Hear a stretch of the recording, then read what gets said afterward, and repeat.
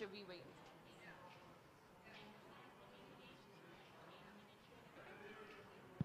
Okay, hi everyone.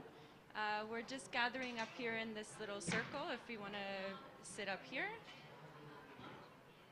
This space is just an informal discussion space. We wanted to provide an open platform for Indigenous and community representatives to share what they're compelled to share today and maybe have an open discussion about how we collectively may be moving forward with implementation of the post-2020 framework in 2023 onwards.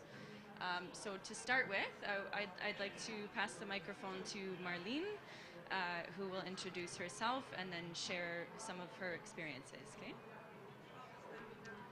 Do you want to speak? Are you okay? Yeah, she was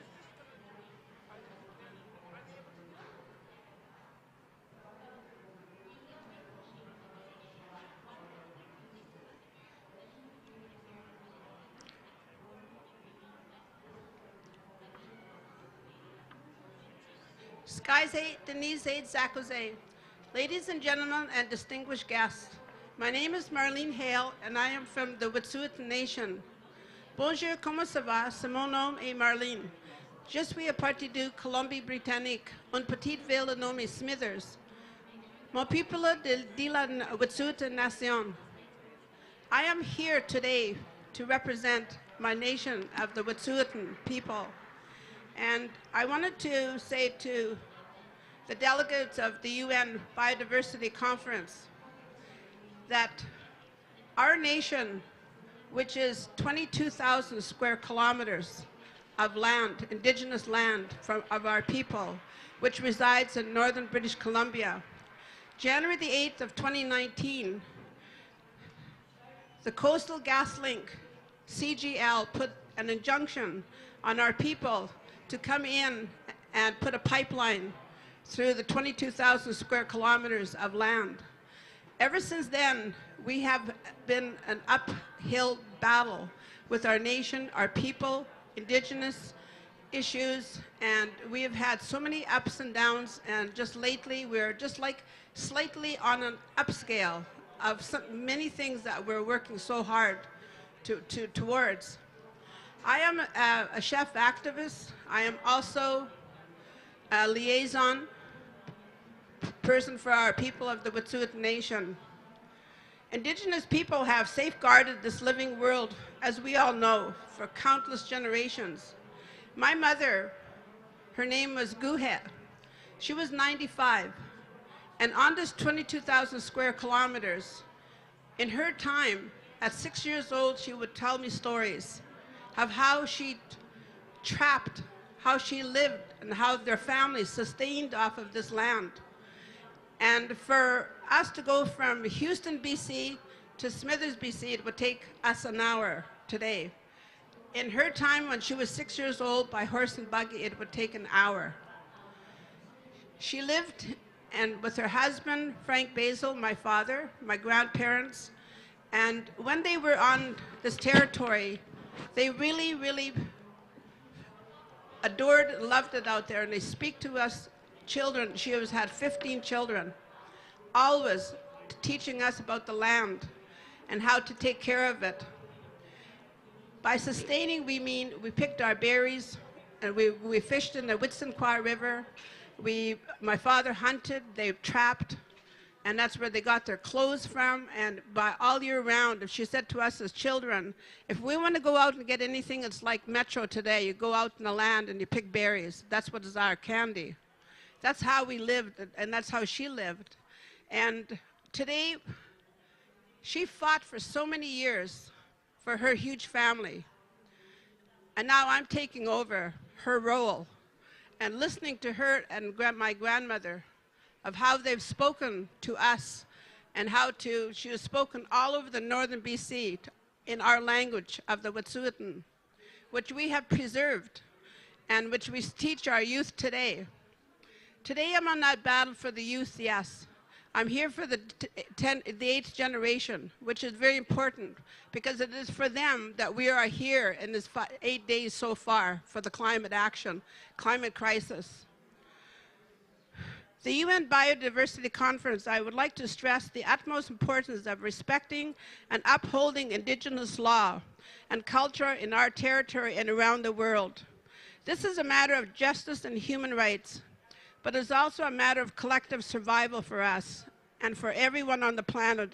Indigenous people hold the key to protecting the world biodiversity. It is our right and our responsibility to do that. I'm a speaker, human rights advocate, community organizer for my people of Witsat. I engage a lot with the youth, the elders, the land defenders, and the water defenders, climate activists worldwide. I bring awareness to the Wet'suwet'en rights and lands and work with allies all over the world, making sure Indigenous voices have heard. Above you see, on here, I've got the picture of the Wit'suwet'en River, which is so beautiful and pristine. And it is a river that underneath it is the same as the river that is looking behind us, and that they want to put a pipeline underneath the river. And it sustains our life of the Wet'suwet'en Yintah. Yintah means our territory. I became a full-time activist working with my nation to protect lands and waters in our Yintah and extractive development. Oil and gas development, logging, and other extractive products like coal mining want to enter it as well. We're fighting to protect our hunting, fishing, trapping, and gathering of our medicines on our Yintah. We're fighting for the right to clean air and water for us and animal relations. The plants, animals, and waters cannot speak for themselves. We are their spokespeople and their guardians. Our lands and waters are not meant for profit. Our land is not real estate. They cannot sustain relentless exploitation. Indigenous economies have operated since time immemorial in ways that recognize interdependence of all life. Our cultures, economies, and laws have sustained life on Earth for thousands of years and cannot do so. That is why delegates at this year's Biodiversity Conference must prioritize Indigenous rights and laws. We have never relinquished our rights and responsibility to protect the land. I sincerely hope that this year's meetings will result in firm commitments to all parties respected. We need to protect our rivers. From source to sea, we have spoken about that a lot. We're protecting our oceans, but we forget what's going into the oceans, and that's the river. Our Wit'suwet'en River is very important to us.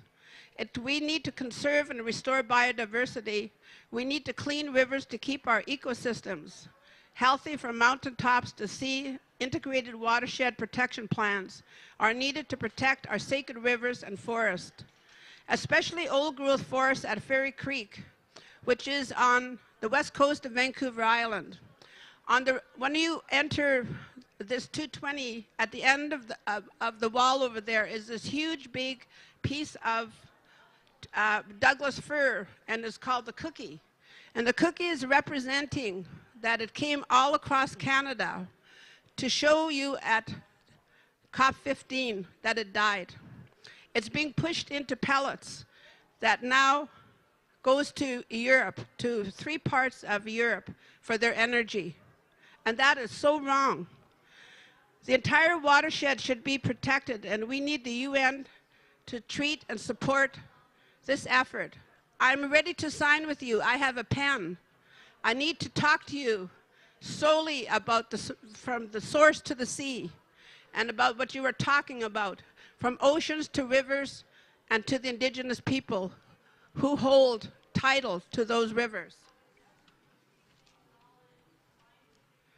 Advocacy and lobbying. Indigenous peoples can advocate for the recognition and protection of their land rights through lobbying and advocacy efforts at the national and international level. This may involve engaging with governments, civil society organizations, and other stakeholders to raise awareness of their rights and importance of respecting and protecting them. Legal action. Indigenous people can also seek legal recognition of their land rights through the courts. In some countries, Indigenous people can bring legal cases to challenge the government actions on their policies that infringe on their rights, including their rights to their traditional lands and territories. treaty making is what I would like to speak to you about. I have a pen I would love to sign with you. Some Indigenous peoples have been able to gain legal recognition of their land rights through treaty-making processes with the governments. These treaties can provide a legal foundation for the recognition and protection of Indigenous peoples' land rights and can serve as a basis for future negotiations and discussions. Community-based initiatives. Indigenous people can also gain recognition of their land rights through community-based initiatives such as mapping and documentation projects, land and planning processes, and other efforts to establish and assert their rights to their traditional land and territories. Last of all is our education and outreach, raising awareness about the importance of old-growth forest and the role they play in the watershed protection can also be an effective way to promoting their conservation. This can involve educating the public about the benefits of these forests, and that's what we have been doing with the cookie here. It's a cookie that has its own voice, and engaging with policymakers and stakeholders to advocate for the protection of these important ecosystems. It's important to note that the protection of the old-growth forest and natural areas with watersheds require the cooperation and collaboration of a range of stakeholders, including governments, local communities, and nonprofit organizations. A holistic watershed-wide approach that takes into account the needs and priorities of all the stakeholders is likely to be effective in preserving these important ecosystems for future generations. And the last thing I would just like to add is that I do this for the 8th generation, but I also do it for our ancestors. For the ancestors, they have my spine. They have my back. They're looking down at us today. My mother sees me, and she's worried. The children come to me. I teach children all over the land, and they're dealing with climate trauma. This morning, I just spoke to one at 7 o'clock. I will be speaking with him at a rally later to keep him positive. And he comes here, he's working here, he's doing certain things, but he's just worried about his hope. And I, over again, just had a conversation of calming just for him. And sometimes I need it for myself before I enter this building. Because so many things that cross you, you have to understand and take the abilities of self-care, and which we are all doing. I think it's been an emotional week. I have met with so many women who are on the forefront of their countries. And the United Nations have got our voice, they've heard our stories, but really, where does it go? We need to know, we need to have answers. If the United Nations could do this and listen to this sincerely, we would like you to come forth and think about the sources to rivers, and think about the planet, and think about our Yinta, what is so dear to us, and think about the rivers of really why we are here and speaking out and speaking for our people who cannot come with us. And for the ancestors, you have ancestors, we all do. It's in our DNA that we have to continue using our voice and continue on through the lands all across and be allies with others. I'm with you, you hurt, I hurt. And when you are happy and things are good, I'm happy for you. And we celebrate at the end of the day when we get accomplishments. And our Witset is our nation. For the last 5 days, they have been celebrating our very famous court case, which is the Damalgam Youth Stay Away court case. It's 25 years of the anniversary of it. It's something that we have had holding us on lands and title rights to our people of the Wet'suwet'en Nation. And we're very proud of the hereditary chiefs and our people and it was my mother in 1997 who was a witness to that famous court case. And she is knowing that we are still here today, fighting for the same things, fighting for our rights, 25 years later, after this major court case. I understand, and I understand that what others are going through all across the land. I am here for you and with you. I stand beside you in allyship.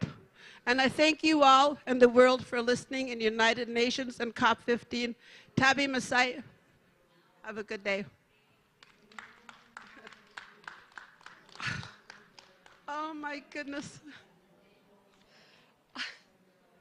I want to introduce you to Robert.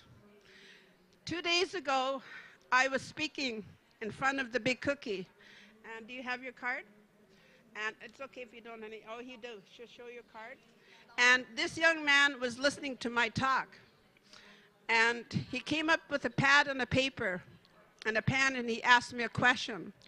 And when I was talking about our nation, about Wagoose, and in our nation, our language, Wagoose means respect, and that we need respect from everyone, and we return that respect. Robert came up to me, and he asked me how I spelled Wagoose. And I showed him and the people that were standing there that it was all about attentive. It's all about listening skills.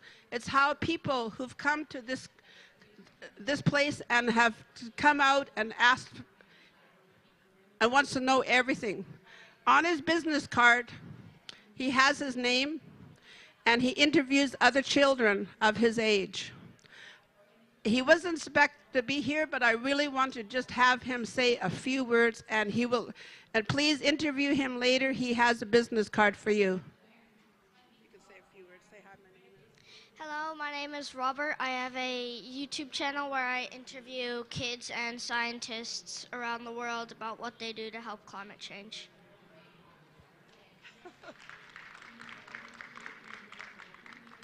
And that's what it's about, the 8th generation. Thank you, honey. Thank you. Thank you so much. Thank you. Really appreciate you sharing this. Okay, thank Are you okay? Yeah, I'm okay. That's really cool. I mean, this is the beauty of these spaces. We have people coming into the circle. I'd love to invite everyone who's sitting in the back to come and sit closer. Come up to... It's meant to be a bit of a circle here, so I know it's not exactly a nice circle. So please come join. Graydon, Milka, come. So we wanted to keep this space, yep, anywhere, Aquiles. Hi. Doing okay with the snow? We wanted to keep this space nice and informal. And yeah, would you like to speak? No? Sorry. Would you like to speak?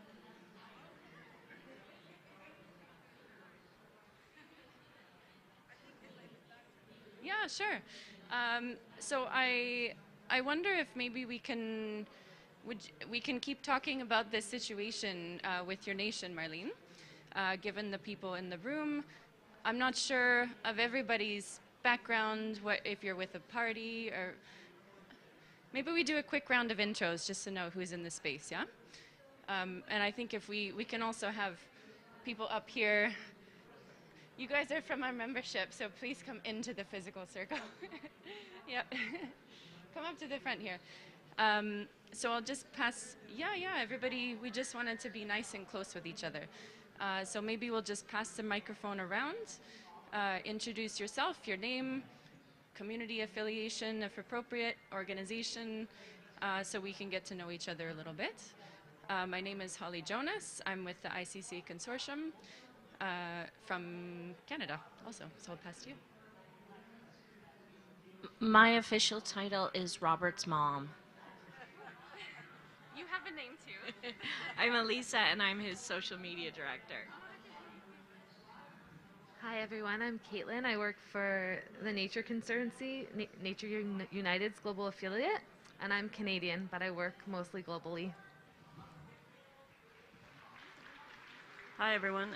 My name's Karen. I work at McGill University, and I work at the Office of Sustainability. And I just want to thank you, Marlene, for speaking. It was a really powerful talk, and thank you for all that you do. Yeah. I'm Harrison Noko from Cameroon, local community, and I lead an NGO that works with local community and indigenous people.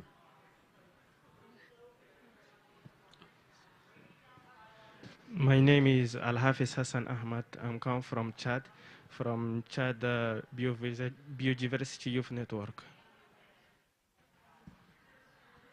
Hello, my name is Vivian Silole. I come from Kenya and I work for Impact.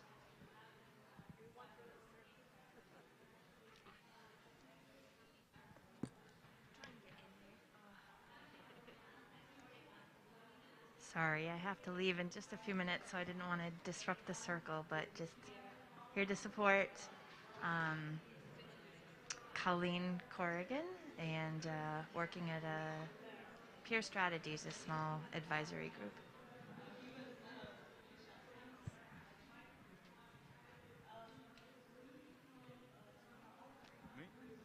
Hello, everyone. My name is Arju. I work for the ICCA Consortium as the communications coordinator. Good morning, everyone. My name is Diana Sanasem from the Philippines. I'm with the Non-Timber Forest Products Exchange Program. It's a regional network in Asia and also part of the Southeast Asia ICCA Secretariat. So happy to be here. Hi, I'm Jonas and I work for WWF, and I'm also afraid to lose hope. Thank you for this very strong talk. Gary Spiller, I'm a biologist based in Montreal, but I work internationally, and I'm a friend of Marlene. I go on her weekly webinars, which I would recommend to everybody. So I'm aware of the issues of Fairy Creek, and what strikes me is, at this conference is that they're talking about money, money, money, but really it's land and land rights.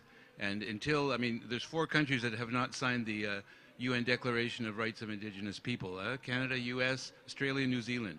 So we need to push them more to do that and recognize it's ridiculous that, and as Marlene said, from source to sea, that's the UNDP theme that they use in a lot of their projects. And we should be doing that on Vancouver Island, where they're logging old growth forests at Fairy Creek, and then they're trying to protect marine areas at the coastline. They should be protecting the whole watershed. That's very important.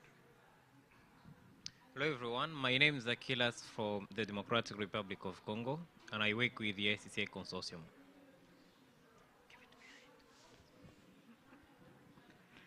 Hi everyone, I'm Victoria. I'm from the University of Guelph, but I actually live in Musqueam, Squamish, and Tsleil-Waututh territory, currently known as Vancouver. And I'm part of a research partnership called the Conservation Through Reconciliation Partnership. It's a nationwide grant-funded project in Canada working to advance Indigenous-led conservation.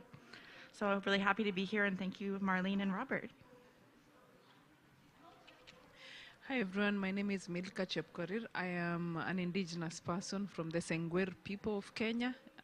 We live in the forest, so everything biodiversity, everything climate change affects our land. And it's strange to see that discussion is just about the money when it should be rights to land and how communities protect these areas. Anyway, I also work at the ICCA Consortium as a global coordinator for defending territories of life at this global secretariat. Thank you. Hello everyone, my name is Graydon. I'm from Penelakut territory in what is currently known as Chemainus, Vancouver Island. And I'm so sorry to have missed your talk because that's a very dear issue to my heart. But I'm currently based in Gabon in Central Africa, where I work with a biocultural diversity and rights-based conservation grassroots NGO, Ensemble Balgadzal Association, who are a member of the ICCA Consortium. Hi, my name is Robert. I live in Toronto, and I have a YouTube channel called Children's Climate Championship. He's going to be a future leader. He really is. He's on the right path. And it is his age that we are all here battling our lives for I sat with you, with the women at the United Nations, and many other women from all parts of the land. And as women, as we're saying, we are matriarchs, we're mothers, we're grandmothers, we're sisters. Sisterhood is very strong. We stand with each other, no matter how it is, and we celebrate when it is time to celebrate, and no matter where we are. My grandmother, I know, and my mother is looking down at us and making sure we are doing what we are supposed to do, the work that we're set out to do, and to show the respect to people that they have taught us all our lives. And when you mention you're from Chemainus, BC, I talk about the Wet'suwet'en Nation. And the Wet'suwet'en Nation is a community in northern British Columbia. Before the pandemic hit, we were on, the world was watching. The world was watching when the Coastal GasLink and the RCMP came in and viciously took down 14 people, and mostly women. And they still do that today. And when that transpired, Canada was very upset. And when the next year after 2019, they went into Frida Houston and to a time that where women are in ceremony and where our drums are sacred. And a time when we had our red dresses behind us, symbolizing the missing and murdered Indigenous women. The RCMP came in and jeered and took the drums in a horrific, consecrated way. And they jeered at the red dresses. And that image is what shut Canada down. And that image is what cost the Canadian government billions of dollars, because it closed down railways, it closed down the roads, and the students came out by the millions, and they did all over the world. Europe still has our back. And I went to the Panama City to 23 countries speaking to the Latin Americans in 2019. I addressed our Prime Minister on January the 14th of 2019, and I asked him 5 questions. And the first question was on Wagoose. How does he not respect the Indigenous people and their rights, their titles? And the second question I asked him was on consent, which was very important. How did he not know the consent between a band council chief and a hereditary chief system? His father knew that. And the third question was on truth and reconciliation. And they are still dealing with UNDRIP, MOAs, and they're still dealing and not respecting truth and reconciliation with Indigenous peoples of Canada. The last question I asked him was on the RCMP. Who gave the order to the RCMP that the order had to come from the top? And I was right all along. The media have stood with me all over this land. Then the pandemic hit, and suddenly we were dropped like a hotcake. Wet'suwet'en now in Canada is a bad word. If you are in solidarity and standing with us, Alberta laid out the rules that you could be fined $10,000. And if you are a corporation like the media is, who is run by the government now, you can be faced up to $200,000 fine and have your license revoked if you're standing with me. And that's what it's about. That's the way it is. That's how we live now. The mainstream media is not with us anymore. But we have journalists, we have writers. We still have a voice, and we still have an international ear and a voice. And when the pandemic hit, I had a very hard time from Montreal to go back to my territory, to my land, and to my people. It was 3.5 years before I could go home. I spent the last 6 months touring BC and documenting many horrendous things that are happening in British Columbia as of today, not just on the Wet'suwet'en territory, of the dried rivers, not the beautiful rivers and what you see behind on this beautiful nature photo. Rivers and creeks leading to the rivers were dry. Animals, we found dead salmon. We found carcasses of moose and deer because they had no water source. We had to travel through the forest fires still and the floodings. And I went from community to community of indigenous peoples and speaking. One of the most horrendous things that we faced last year was the 215 children, when the children of the residential school system were found. And it's just another thing, like a domino effect that is dealing with indigenous peoples. We always seem to come out of what is laid below us. And when we're dealing with the international level, this is why we are all here for this discussion, to find out about our lands and title rights. And like we're saying, we do have some crucial points to be brought out. And like again, we stress highly, it's not about the monetary system. It's about our rights.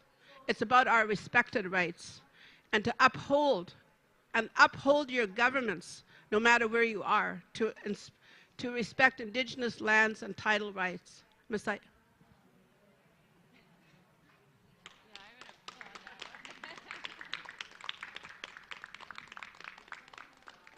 I just want to invite everyone who's not in the circle to come find a seat. We're all just very informal gathering here.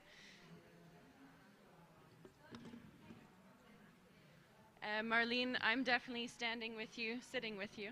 I think everyone here is standing, sitting with you, no matter what kind of intimidation tactics the government might be trying to wield. This is why we're all here. These are exactly the issues that I'm hoping we collectively are advocating for in the CBD space and beyond. There's more spaces up here. Yeah, come on in. Whoever. It's all good, it's all good. And Aquiles, can you bring her in behind you? Yeah, come into yeah, there we go. So I know we've got some other community reps here. Milka is from an indigenous community in Kenya. Harrison's from a local community in Cameroon. Graydon works very closely with communities in Gabon. I'm just wondering if any of you have any reflections based on what Marlene has shared. Does this resonate with your communities? Are there key differences that you're seeing? Be great to hear from you as well. Yeah.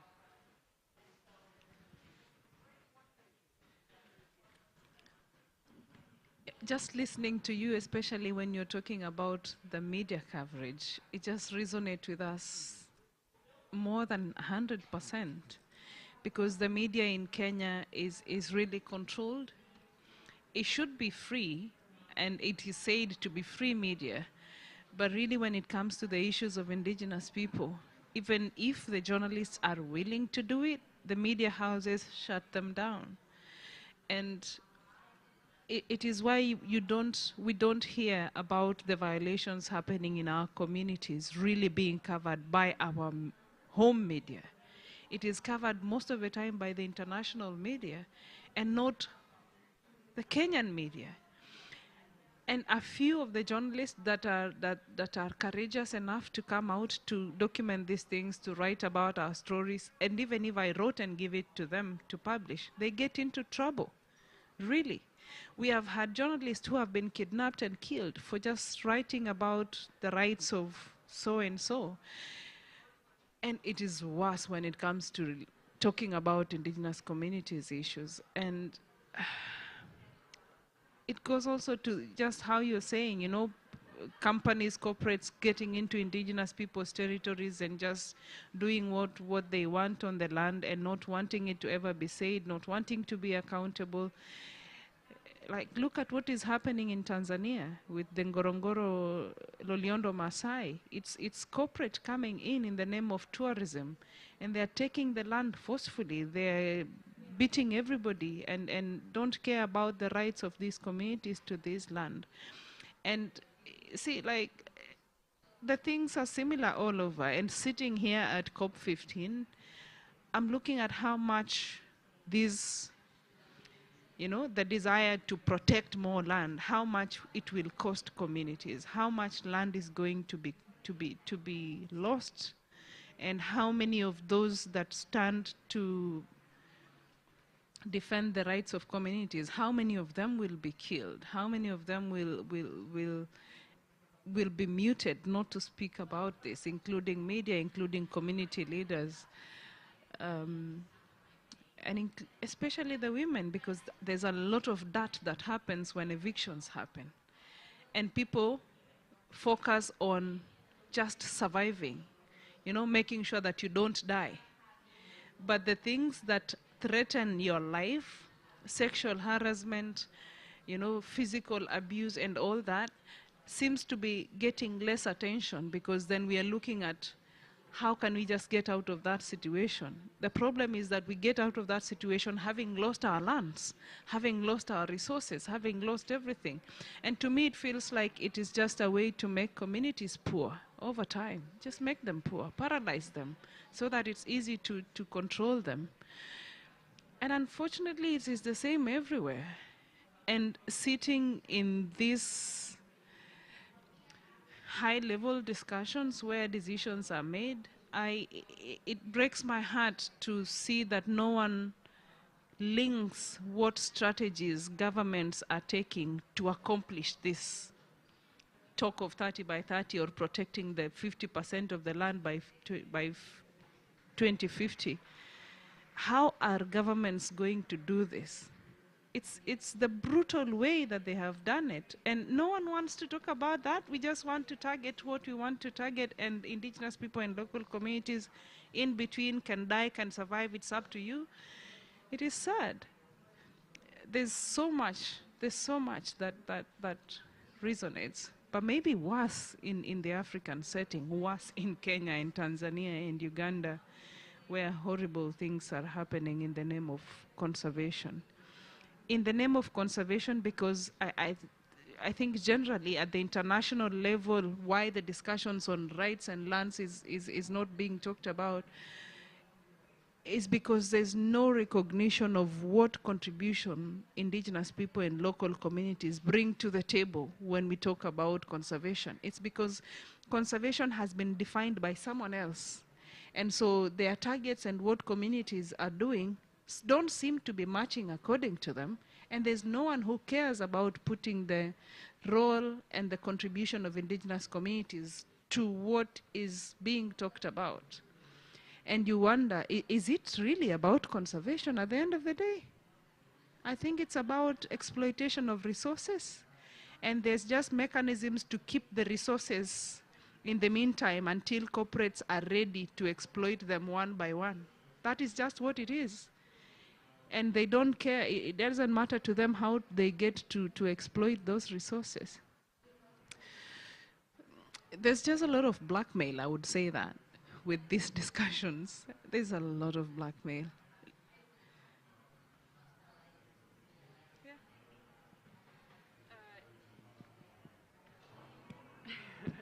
Thanks. Yes, these are super serious issues, and I know I'm sure this is resonating with others as well. Did you want to speak right to this point, sir? Yeah, go ahead, and then I might have a follow-up question. Thanks very much. I would agree with what you've just said. We found, attending a Jeff meeting the other day, that they're reluctant to interfere with legislative frameworks within countries. And they say, well, you know, we're all about money, but the countries have to solve their own problems, and that's not right. And in Canada, the indigenous groups have actually gone to the International Court in The Hague, and Marlene was talking about going to the United Nations directly to try to get the more awareness, increasing awareness, and more pressure put on the Canadian government. Because you're right, we have mining companies can go anywhere in Canada and mine, and I'm sure it's probably the same in a lot of other countries. So I think the framework has to change. We have to integrate UNDRIP with the Global Biodiversity Framework. That could be a recommendation. Yeah, for sure. And I mean, this is something that I think we can also discuss, is the sort of the transnational approach to these issues, and how, you know, for example, Canadian mining companies are operating in many other countries as well, while also, you know, speaking very highly of themselves about how they respect Indigenous people's rights and environmental issues overseas and at home. So I'm just wondering, maybe we can come back to you, Marlene. What are your perspectives on, well, A, this kind of double standard or double speak that the government has on Indigenous rights, respect, reconciliation, where on the other hand, they're doing quite the opposite in many cases, and what that may also mean for strengthening alliances and relations with Indigenous peoples in other countries. Our people of the Indigenous people of Canada, we have really come together stronger. And it's not because of what happens to your territory, your Yintao. It's because we have to make alliances with each other. And together we're stronger, and we have a much bigger voice. From COP15, right at the get-go, Prime Minister Trudeau announced $800 million, I believe, for the conservation for the Indigenous peoples. He doesn't get it. It's not the money we need. We need to have all the atrocities of everything and dealt with from way back. And when he took role and he got reelected, it's not about just giving us a paycheck and at the end of the day it's going to be okay until the next time. We're here for action. And we're here to have our issues dealt with once and for all. And he's got the world in Canada, where he has to be the model with his own country, his own Indigenous people. And he has to deal once and for all. It's not about the monetary funding, because he backs up every industry that is there. He backs them up, and he backs up the RCMP as well. It's called the Industrial Police. And they are in between Wet'suwet'en Nation and Fairy Creek. And we share the same atrocities between two nations. And it's other nations who've come together and saying that the old forest growth right now is it's the Brazil of the northern west coast of Vancouver Island. When I say I was traveling for 6 months, and part of that 6 months I was in Victoria, BC, when the rivers, atmospheric rivers came down. And I was in a huge house and on a hill, and this deer was sliding within minutes of that rainfall, and it could not jump or anything because it was stuck in the mud. And it is these things that you see and you actually live it. And you actually, I am behind the front lines with the land defenders, with the people who have had, gotten arrested violently. August the 9th of 2021, Canada called it the worst day of civil disobedience on the RCMP up at Fairy Creek. That day, you look it up, was when the RCMP hurdled all the kids in a circle like this, who were all knitted together. They pulled off their masks in the heat of the pandemic. All of them, and the media tried to put the masks back on the land defenders' faces, and they ripped them off again. And then to hold it enough so that the other police behind him can come and put all the sprays all over them. It was the worst day ever. They were not allowed to have the ambulance come in. They were not allowed to have their families to come in. I was there an hour after that atrocity. And when they see the pepper spray of all of these children's had, including the media was there to defend us, CBC, and after he got violently beaten himself, $5,000 of equipment trashed, he came in and he couldn't come back in because he was just so traumatized. He was there to document, and if told if he was going to come any further, this is what happened with him. Fairy Creek is the most beautiful, pristine area. You have to go visit it. And when you see the tree in the back, you visit it. You feel its soul. It's gone. The tree has been brought here by young people. And when they came, there was 10 of them that brought that to COP15. They fundraised for it, and they're here to speak for it. And I'm here for them.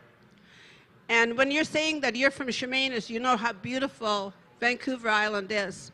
I landed there because of the pandemic. So Fairy Creek is another battle for me to deal with, because it's all about a man whose name is Elder Bill Jones, the most eloquently spoken man. He's 83 years old, and he fought for those forests, the old growth forest, for over 40 years. And he has beside him all the conservationists, all the botanists, all the scientists. And when that transpired in the 90s, when they had a famous, another one like that, it was called Clyquet Sound, what closed that for good was the scientists. Now what they're doing is they keep the scientists out. If they come in, they're arrested. And so they keep them away, and they've even been brutally speaking to an elder, very disrespectfully. I stand by this man.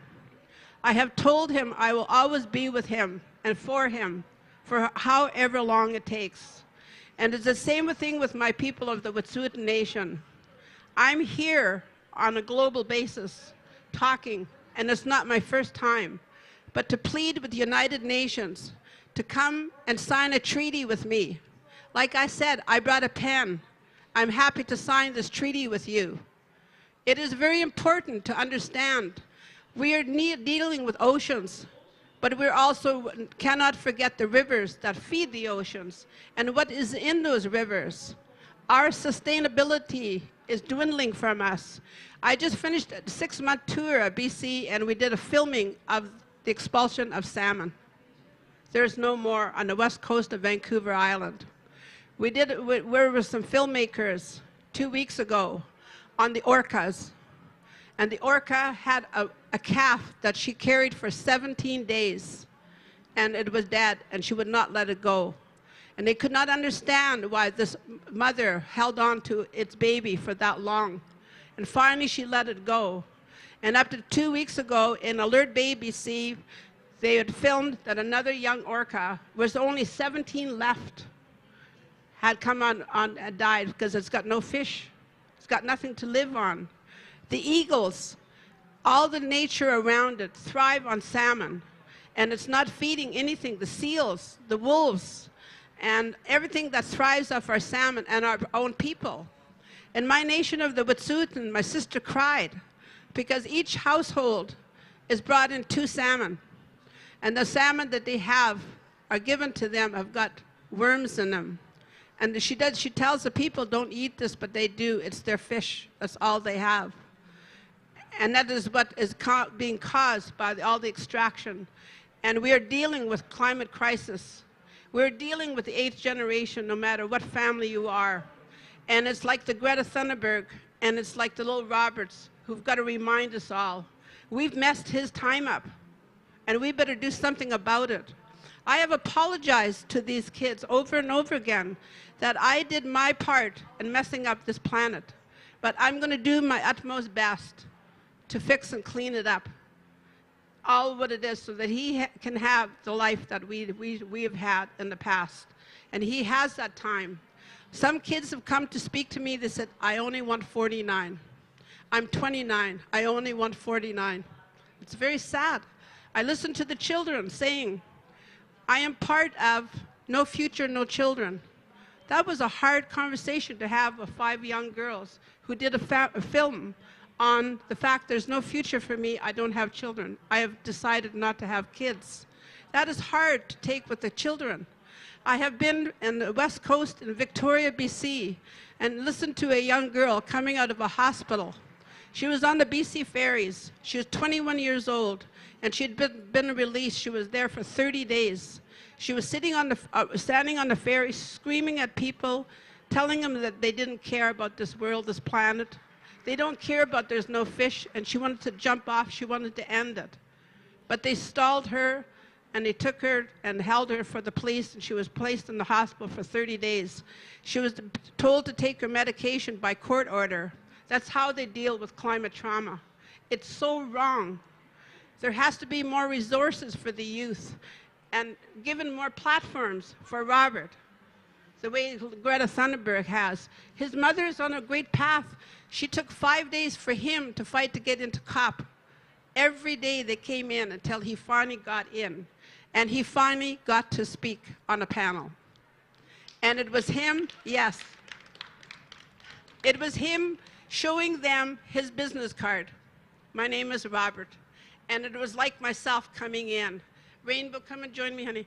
And I feel that a lot of people that have, you know, like the Robert and myself, who've come into these circles and wanted to say on a global basis that we need to have the United Nations once and for all to come in and hear our voices and to hear our pleas with our land titles and rights to be respected, to be upheld by the government. For the government once and for all to snap out of it, not to just give me a check because I refused a check next time, like my mother has. When it came to Truth and Reconciliation and when she was going through the residential school system, their apology was to give her $10,000. And you know what? She refused it. That was not what it was about. They don't get it. And I have the same message. I refuse to take your money. I want my rights respected. I want you to go do the job you set out to do for us people, us Indigenous people and our children. I want you to see, you have grandchildren of your own, Prime Minister Trudeau. You must know what it is. There's not going to be a special world that you can bring them to. It has to be the one we all messed up in. Think about it. Thank you. I'm going to introduce Rainbow Eyes, and I talk about the cookie that is on the back wall, and that it came from Fairy Creek. And Rainbow Eyes is one of the land defenders who first, at the initial time when Fairy Creek story came out, and stood beside Elder Bell and still does today, and she can introduce herself. Rainbow Eyes, my little honey. Thank you, Marlene. Gela Kesla. Gela Kesla Nugo Rainbow Eyes. I'm a member of the Danakdao Awitlala First Nation, and our traditional territory is Knight Inlet. This is on my mother's side. On my father's side, I am Scottish and British. So I kind of feel like my whole life I've been building bridges between cultures. And now we find our place at COP, where we're building bridges for the Indigenous people across the globe. We were here with the Fairy Creek blockade. We're here with community. We're here because we trusted spirit and we followed the call of the forest. We went into the forest and we made a home, we made a village, all to protect the old growth, which industry is now able to freely cut in BC. Old growth is not protected, and that's why we wanted to bring the cookie here to show the world the spirit, our ancestors, that has no legal protection in the Canadian government system, and we want to try to bring change to that. We want to try to make policy and legislation that will protect the next 7 generations, as well as begin to honor the sacred beings, Mother Earth. So that's what we're working for. We follow Marlene Hale, who we are so grateful to have. And we learned a lot in the forest. We learned a lot from Elder Bill Jones and Grandma Losa, who is here as well.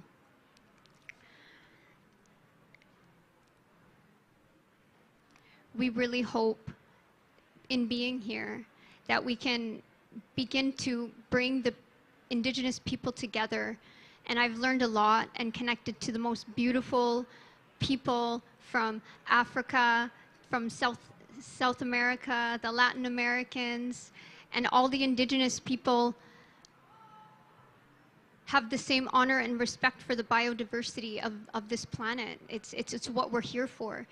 And then we're faced up against the system, the security of the system, the walls that take away our drums downstairs. They were confiscated. We're not allowed to bring our sacred ceremonial drums up here because they're seen as a weapon, a tool that we're not able to have. So there's a lot of learning, but a lot of unity and bridge building between the people and the communities. And that comes from respect. I think for all Indigenous cultures, it starts with respect, and it's knowing respect. And that's respect for our elders And then it's a respect for Mother Earth and the trees and all the life that comes from it, the medicines, and as well as learning what it's like to live in a community. At Fairy Creek, living in a community was like seeing a new color that we've never seen before.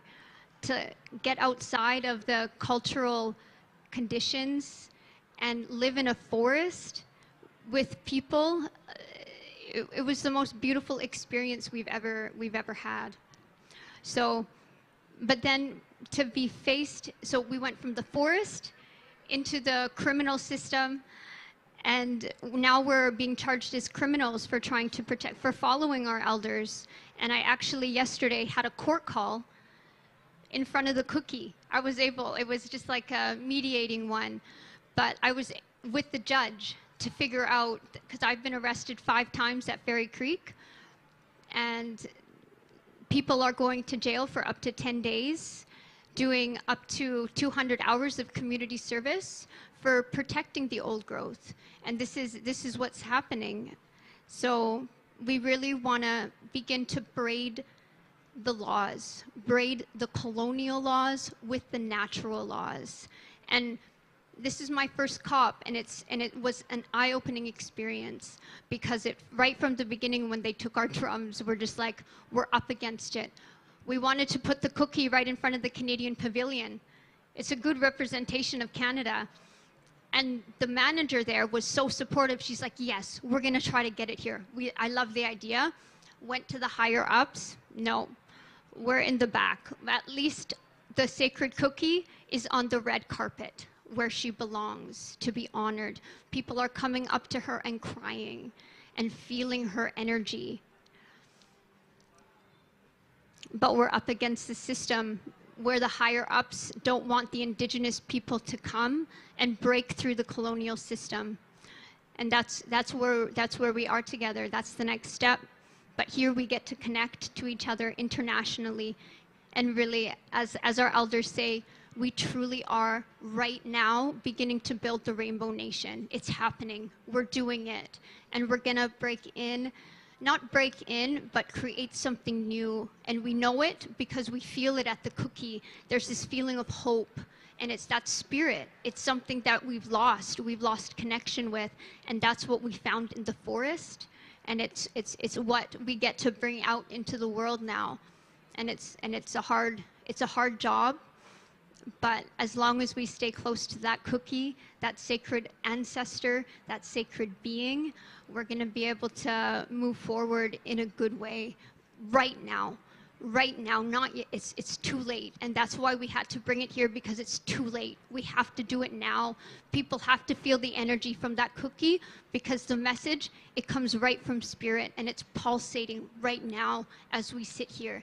It's coming out, and it's affecting this whole building, because that's how spirit works.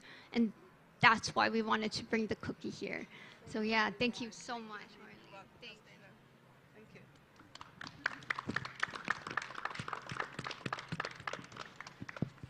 Thank you so much. This is such a happy surprise to just have this very informal people coming into the space.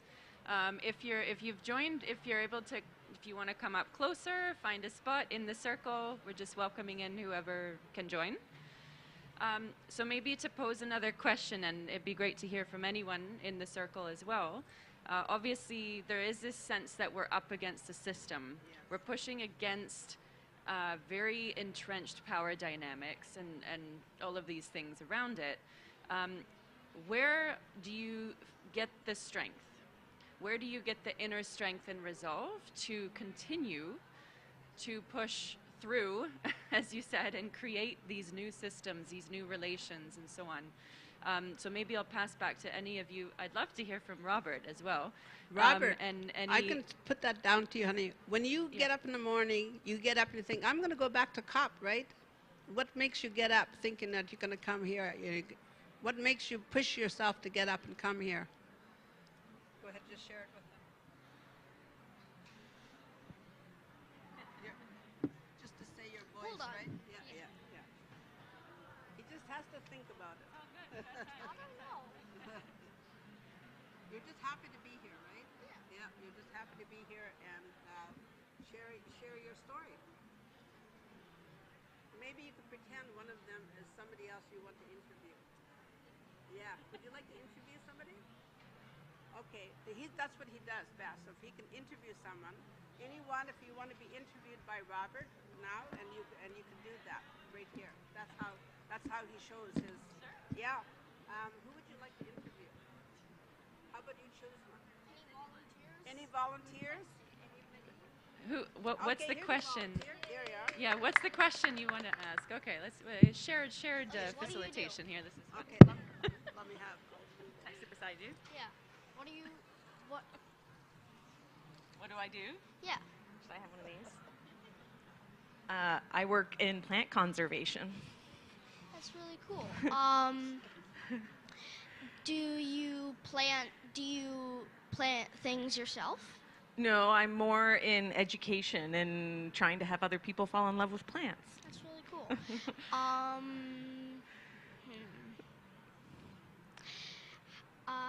How does your business work?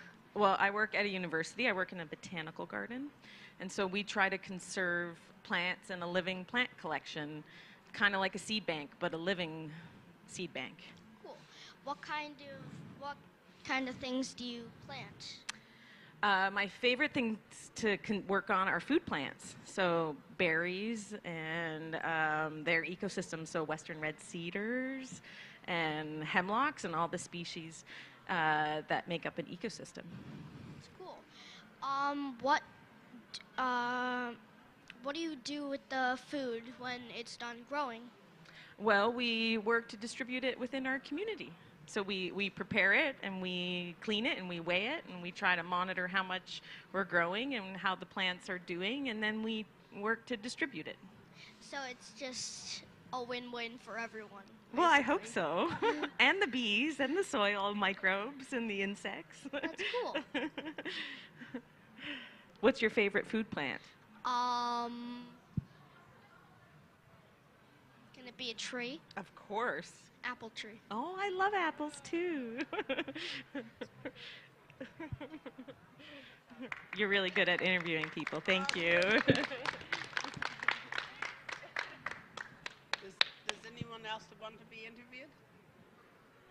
I love it's a good connection. Would you like to be interviewed? Come and be interviewed by Robert. Yeah, you can interview her. Yeah. And I'll just take this one. Okay.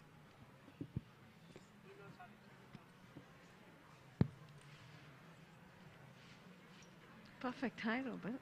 Hello. Hi. What do you do? What do I do? So I consider myself a community leader, but with respect and guidance of my community elders. Sorry, say that again. I'm saying I consider myself a community leader. I am indigenous, so we live in the forest, and we have, the elders of her age in our community that guide us on what to do. Yeah. That's cool. What do they teach you? So basically, because we are conserving our land and conserving our territory, and it is not being appreciated by the government of Kenya, they teach us to tell the world what we do traditionally to conserve our land. And we tell the government that too. And we are here to tell the COP. What's your name? Milka Chepkorir.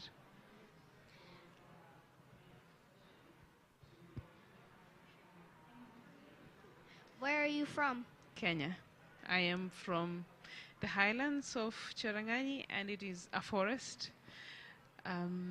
Yeah, so I don't know how much you know about communities in Africa and how they live, and if you will ever want to do anything. I don't think I know a lot about it, but I have interviewed some people. Perfect. Jada? Is your name? No.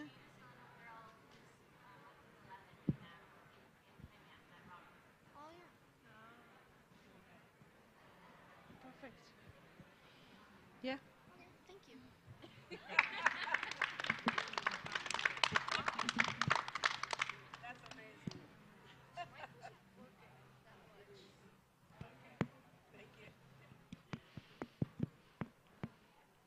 Yeah, thanks, Vilka. Yeah, but I just also just wanted to say that, yeah, reflecting from this and having the young ones really coming up to want to speak about this, of course there is a lot of push that has taken the children away from their indigeneity and their identity. And seeing young ones coming up to show that relationship, that it is still existing, because what corporates and governments push to say is that, no, we are all the same. After all, you just live with the other community and you're all the same, not showing the autonomy of communities. And that autonomy and that culture and that typical identity of indigenous people can only be taken forward when the young ones are learning about it and telling the world about it and telling the education system that has, you know, delinked people from their identity and shamed them of their identity. Like, bringing that relationship back is better when it's done by the young ones, because by doing it, they are learning and they are passing that on. And we don't stand the risk of losing our libraries. What I mean by our libraries is the older generations and the elders in our community. They are our libraries, right? With evictions, with killings, with threats of such great libraries, we get them burning, literally. Like, they get exhausted, they die early, they don't have enough time to continue passing on this knowledge. And yeah, it impresses me that the young ones are coming up to just want to get from these libraries before before the system kills all of them, because the system, honestly, is keen, at least to my perspective, is keen to just get rid of the indigenous knowledge system, and it is about distressing these communities so that the elderly can die faster and the knowledge is not passed on, and bring education systems that they link the young ones from their identity. And really having the young ones coming forward to do this is tapping from the libraries before they are banned. They are all banned. And it's impressive, very impressive. And putting it in the media, because the media, the internet never forgets, it will teach the others. Yeah. So just as a follow-up, and maybe we can pass to Joseph. Aquilas, would you be able to help with French, maybe? Just after, yeah. So Milka, just as a follow-up question, you are also among the youth. You're not that old. You're like, oh, the young ones over there. I'm curious, where do you find the strength, and where do the other youth from your community find the strength to do this work, to get up every day and to connect with your elders, to connect with each other, to connect with youth from other communities? And yeah, just curious where you find that strength and resolve to keep doing this work. It's strange to say that I find strength from fear. My strength comes from the fear of the loss of my community and our identity and our land in the next few decades. So just imagining that the Sengwer will all be a forgotten people because of the oppressive system, because of the evictions, because of the massive encroachment and taking over of our lands by other communities, because of the education system that shame who we are, that punish us in school for speaking our language, that make others think that we are backward. That fear of losing who I am, or my children and the children of my children just saying in the future, be like, you know, my grandmother was Sengwer. That fear gives me power to just be like, no, no, no, no, I have to keep our identity. And how to keep our identity is to make sure that our ancestry and our connection to the people that we have in our soil, that connection is still there, and refusing to be gotten out of our lands, because then who do we connect with? There is a lot of power in connecting with your ancestry. And in as much as spirits can move, we believe that spirits also are where we buried them. And we cannot let that land go, because our identity will get lost. Our language is really getting lost, like, very rapidly. Thank you for saying that I'm in the young ones. Of course, I am still young, and really not many of my community youths of my generation and even the younger ones are proud to be Sengwer. Not because they choose not to be proud, but because going through primary school and secondary school, those of us from Kenya will relate to this, you are shamed for speaking even Swahili in school. And there is a shaming disc or badge just like this that really shames you for speaking Swahili, or worse, when you're speaking your indigenous language.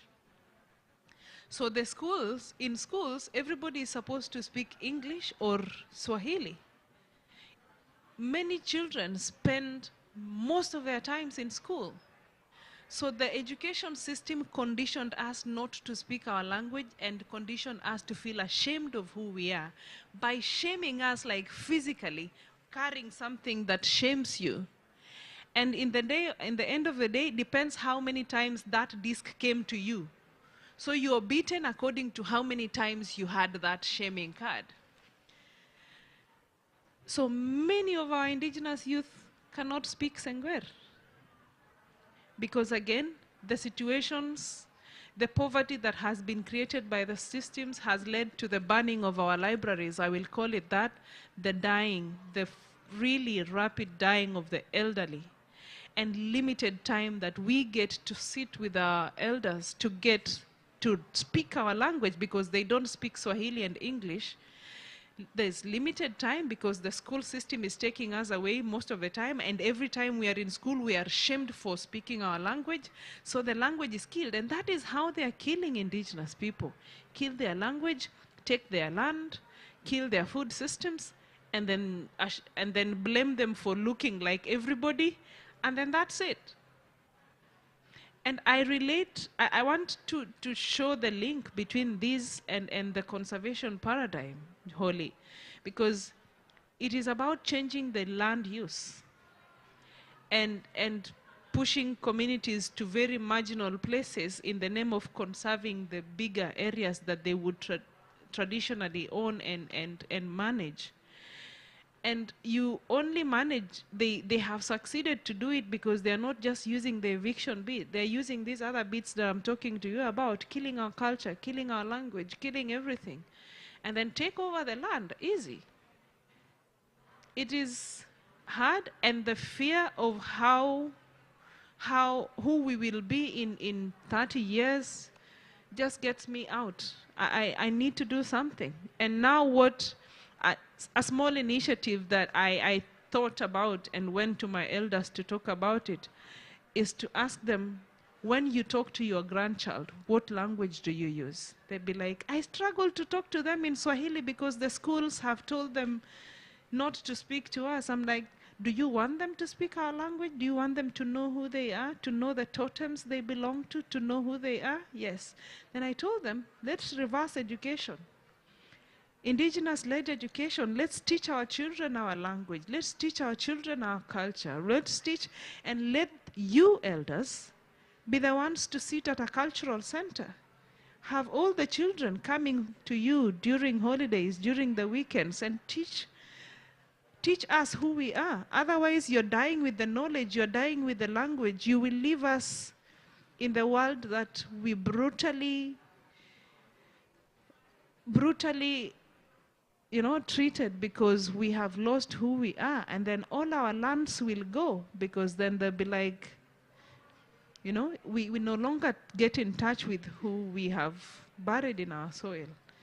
And so the elders are happy to do that, and we are hoping that yeah, we can be able to like put really structured indigenous education systems for us to relearn who we are, for the younger ones to be proud of who they are so that they can do the disobedience in schools. Be like, even if all of us carry the badges, let's all carry it. Let's all carry it. Let's all speak our language without being ashamed of who we are. And those nitty-gritties are the ways in which the system kills indigenous people and disconnect them from their land. And when it is difficult, kick them out forcefully, kill their leaders. Yeah, so trying the best we can to like really put the young ones, the younger generations back to who we are and resist the system, not in a way that we empower ourselves to be able to resist it. Yeah.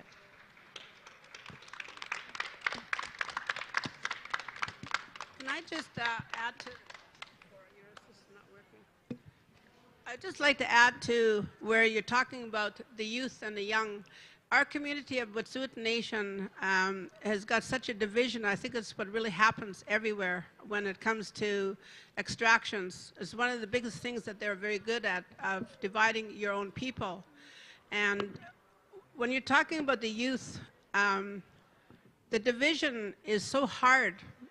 When I went home after 6 months, for me to walk into my feast house, we're all sit down by an elder, a chief. He puts a stick in front of you, and this is your seat for the rest of the day, and you're not to just move around. And you're there to listen to the elders, the chiefs speak, and you learn. And through that division, it was so hard because these are my cousins. These are people that are part of my nation. Half of what the industry has imposed on our people is they entice you with $80,000 trucks.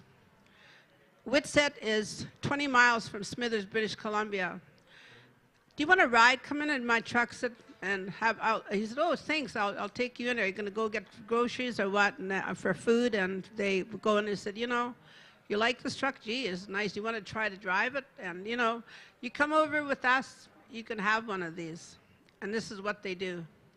At the beginning of the pandemic, their message to us was, we hope you get the COVID, you die and go away. And the United Nations had uncovered a letter from the head of the RCMP.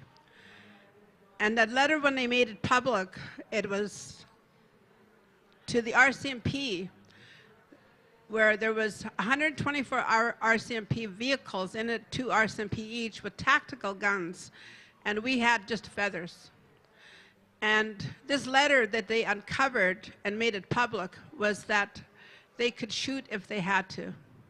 In so-called Canada, this was the message, and it was very hurtful for us to hear that. And when all of the division happens, what happened was, it was the young. Now, I went there this summer, and they formed, the young girls, they formed a drumming group. And so I drummed with them, and they were so happy to have me home.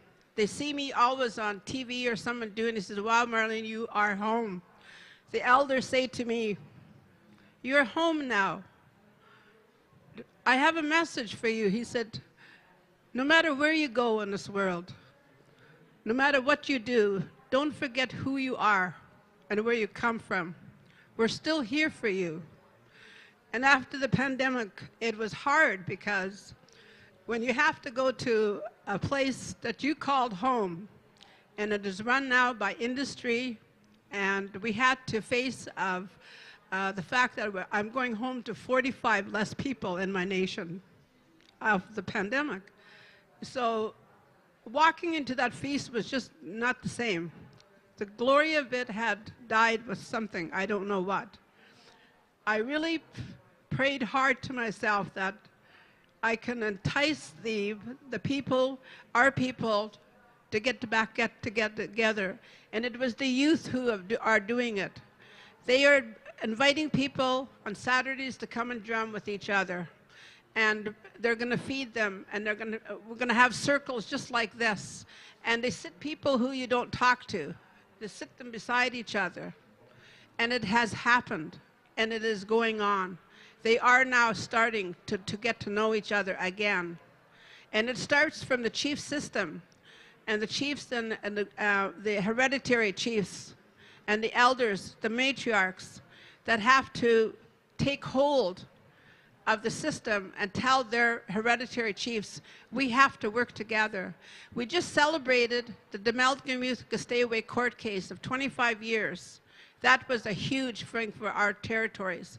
It is not just the Wet'suwet'en Nation, it's the Gitxsan Wet'suwet'en that fought.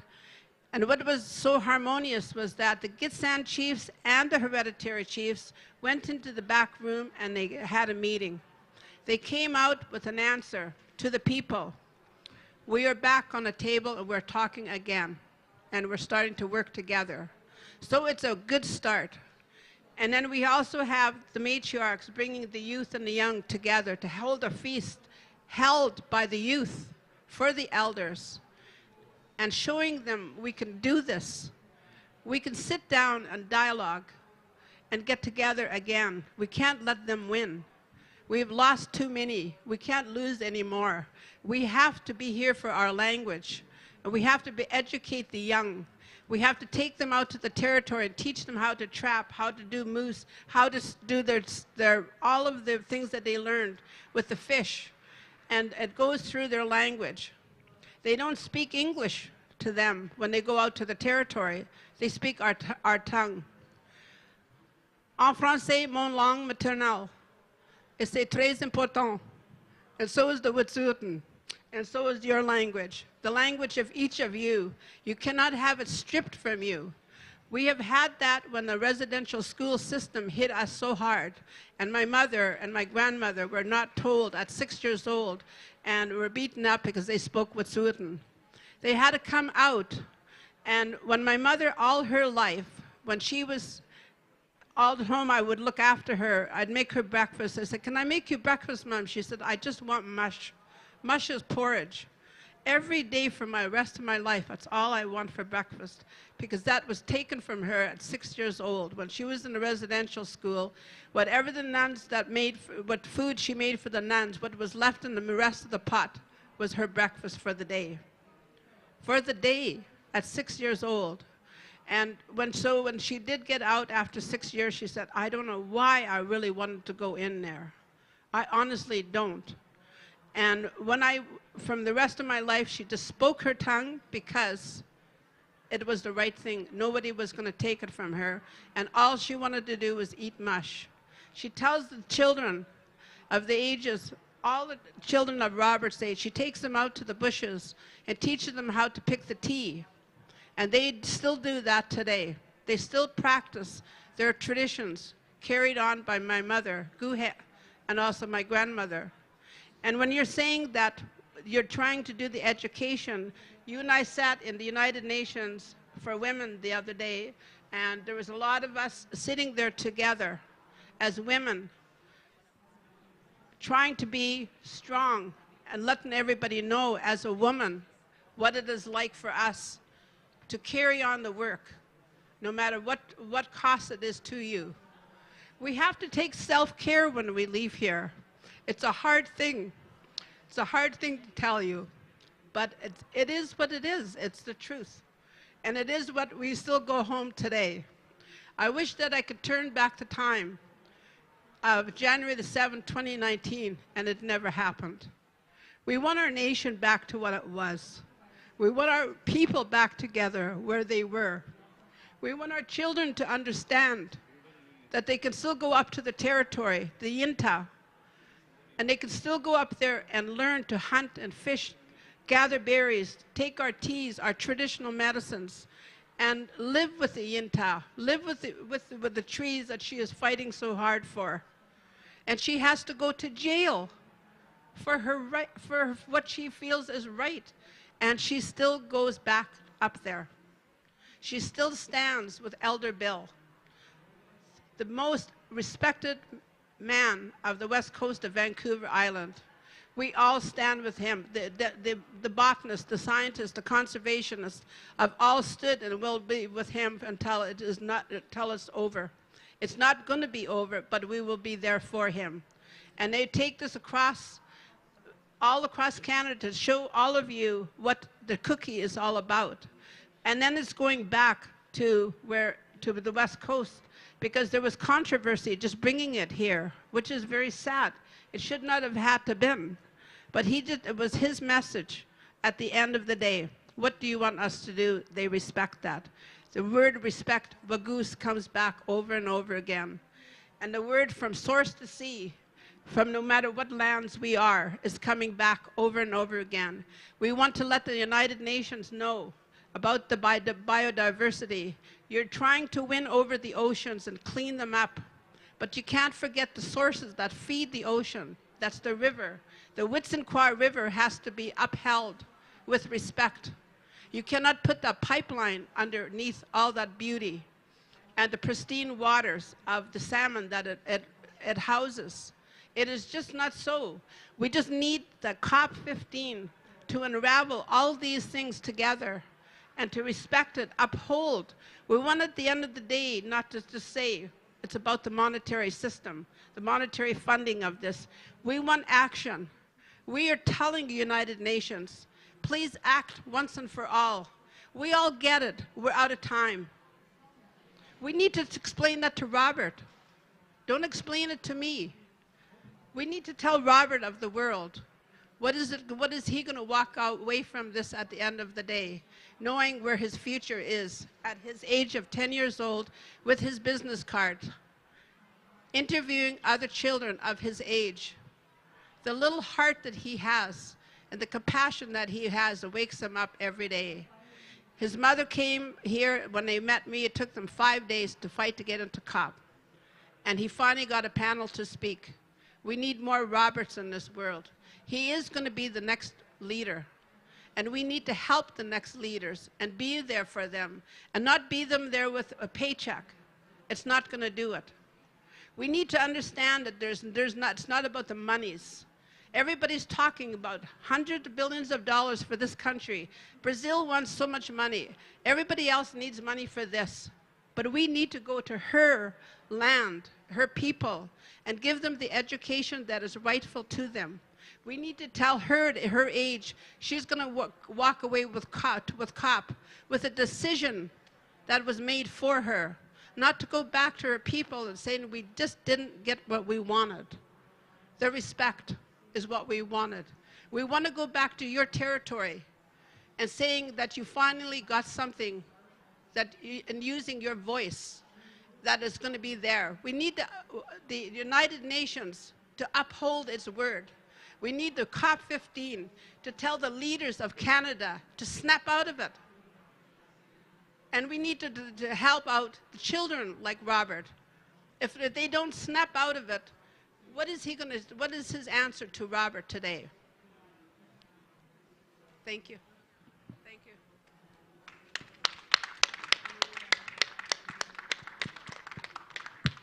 Thank you so much. Sorry. Yep.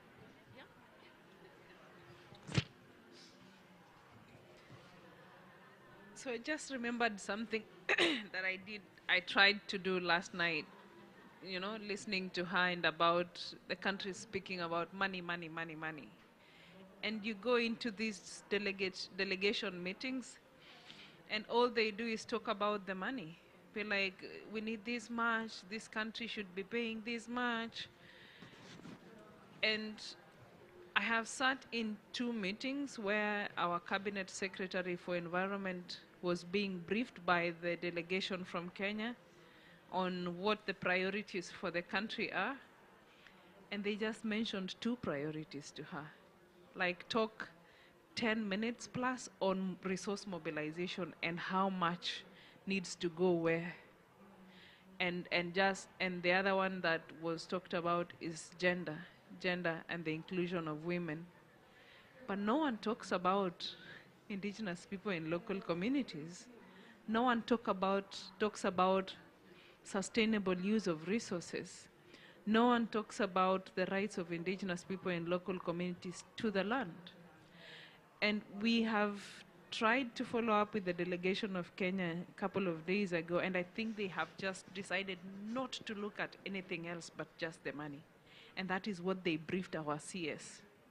And last night we were in a closed door meeting, and they still did the same. And they are preparing her statement. I think she has read her statement already, or she is reading it now. And all they were talking about is how much money they need to push and put as a priority, as the Kenya priority for GBF. And they're like, without the money, there is no GBF. I was really angry that I didn't know what to do. I didn't know what to say and when to say it. So I decided to walk up to her when she has broken the meeting. And I told her, because she is Maasai, and she's from Narok, her closing remarks were very nice, because she talked about, yes, I understand that we are talking about resources here, but the reflections that she had was that how much are we doing to benefit our communities back home? And so I walked up to her and I told her, just your last remarks is a target in the GBF. And the delegation here is not telling you to talk about the targets, which include land and the rights of communities and sustainable use of resources. She's like, no, it is in the targets. I told her, yes. And I told her, if you go tomorrow to read a statement that just says, bring money, you will look money hungry and, sorry, but embarrassing yourself and the country for not connecting the money that you need to the people and their lands. And I am hoping that she will read a good statement, because that is what I thought would help. Many of us work in the civil society, and civil society is not liked by governments because they blame us for tarnishing their names, saying the wrong sides of governments. And I just went to her also and I told her, when we go back home, we don't want to go home and be like, you did not include indigenous people. I am helping you to include us before you read your statement. And she was like, yeah, you make sense. Yeah? And I hope she reads a statement that includes indigenous people, because if she does that, then we find a reason to go back home and be like, yes, you said it, so let's do it. Rather than letting the delegates focus on money alone, and then it becomes hard for us to implement back home. So I just thought of sharing that. I don't know how that goes forward, but I hope it goes forward in a better way. There's a lot of strength and bringing realities to communities when we connect all these dots than letting people mess and then we come to call out on their bad side.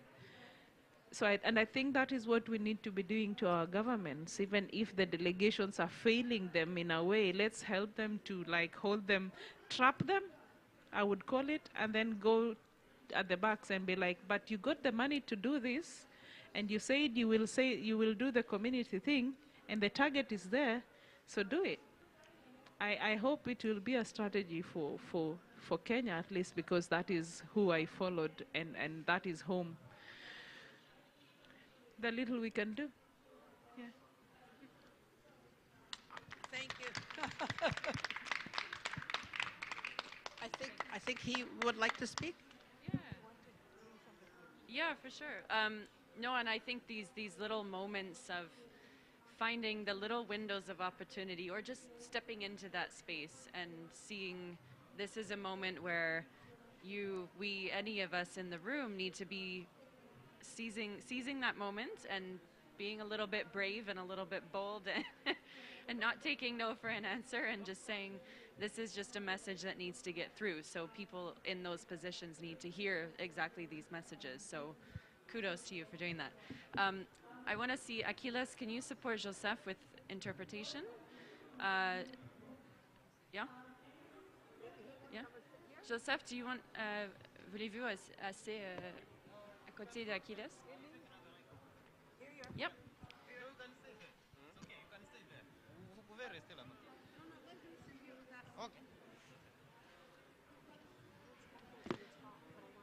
So, Joseph, in this space, what are you seeing as potential opportunities for your country's government? Quelles sont les potentialités que vous voyez dans cet espace pour votre gouvernement? Yeah, what are the opportunities to potentielles. advocate for your community's issues here that you might be able Vous to pouvez then plaider pour bring back problème de votre communauté ici. to your country? We need to give a little bit more time. Ici à la COP, c'est dans cet espace. Here at the conference of the Paris or in this space? In this space here or at the COP? For COP. Pour tous les COP, toute la COP. Bon, merci beaucoup. Je voulais vraiment apprécier cet échange. Thank you so much. I would like to first of all appreciate this discussion. Et de voir d'abord comment le jeune homme est vraiment connecté. Ça me fait And vraiment appreciate the fact that our young boy here is really connected. et cela me pousse aussi à appuyer ce que Milka dit par rapport That makes me à la support transmission des connaissances what traditionnelles. Milka said about the transmission of traditional knowledge. Je crois bien que ça, c'est un travail qui est fait même au niveau de chez nous. This is a work that is even done in our country. Nous avons travaillé sur la valorisation des connaissances traditionnelles, de sorte que We worked on valuing traditional knowledge so that de sorte que ces connaissances soient appropriées par les jeunes. this knowledge can be owned by the youth. Parce que la question est là, c'est quel est l'intérêt que les jeunes générations des autochtones ont par rapport aux connaissances traditionnelles pour défendre les territoires. Because we can ask ourselves the following question: what is the interest of the youth in acquiring traditional knowledge so that they can defend territories? Et ça, c'est une question importante de savoir comment ils ont lié leurs valeurs traditionnelles à la pression d'autres cultures. It is important to know how they link the traditional knowledge to the pressure of other cultures. Et ça, c'est un élément important parce que la tradition, la culture et même les territoires sont liés. That's an important element because traditions, cultures are interconnected. J'ai toujours dit que le territoire est le socle de la culture. I've always said that territory is the heart of culture. Parce que à partir de la culture, c'est sur un territoire. Because the culture is on a territory. Et je pense bien que la lutte au niveau du consortium et au niveau de nous-mêmes, c'est de voir comment renforcer la culture pour défendre les territoires. Our job is to see how to strengthen culture in order to defend territories. Ça, c'est un élément. Et ça, c'est la base de notre travail, même au niveau du pays. Is the basis of our work, even at country level. Et ça, c'est lié, quand on parle de la culture, il y a tout ce qui est de la langue, il y a les potentiels naturels du milieu. Culture involves language and the natural potentialities of the area. Il y a tous ces éléments traditionnels qui sont sur la terre, qui ont maintenu la biodiversité. All traditional elements that are on the territory and which help to preserve biodiversity. Et ça, nous travaillons pour le démontrer. We are working to demonstrate that. Pas pour parler, c'est pour le démontrer. Not to talk, but to demonstrate. Et nous avons fait un travail d'identification nous avons commencé déjà un travail d'identification de ces espaces et les connaissances traditionnelles. And we have studied a work to identify those ces espaces traditionnels, les territoires et les connaissances traditionnelles. And preserve traditional knowledge. Et cela permet à pouvoir renforcer notre plaidoyer auprès du gouvernement. That helps us to strengthen our advocacy with the government. Parce que quelque part aussi, on met les gouvernements et les États devant les responsabilités quand nous avons nous-mêmes les éléments qui les démontrent ce que nous faisons. Because we can only challenge governments face to their responsibilities if we have evidence to demonstrate what we are doing.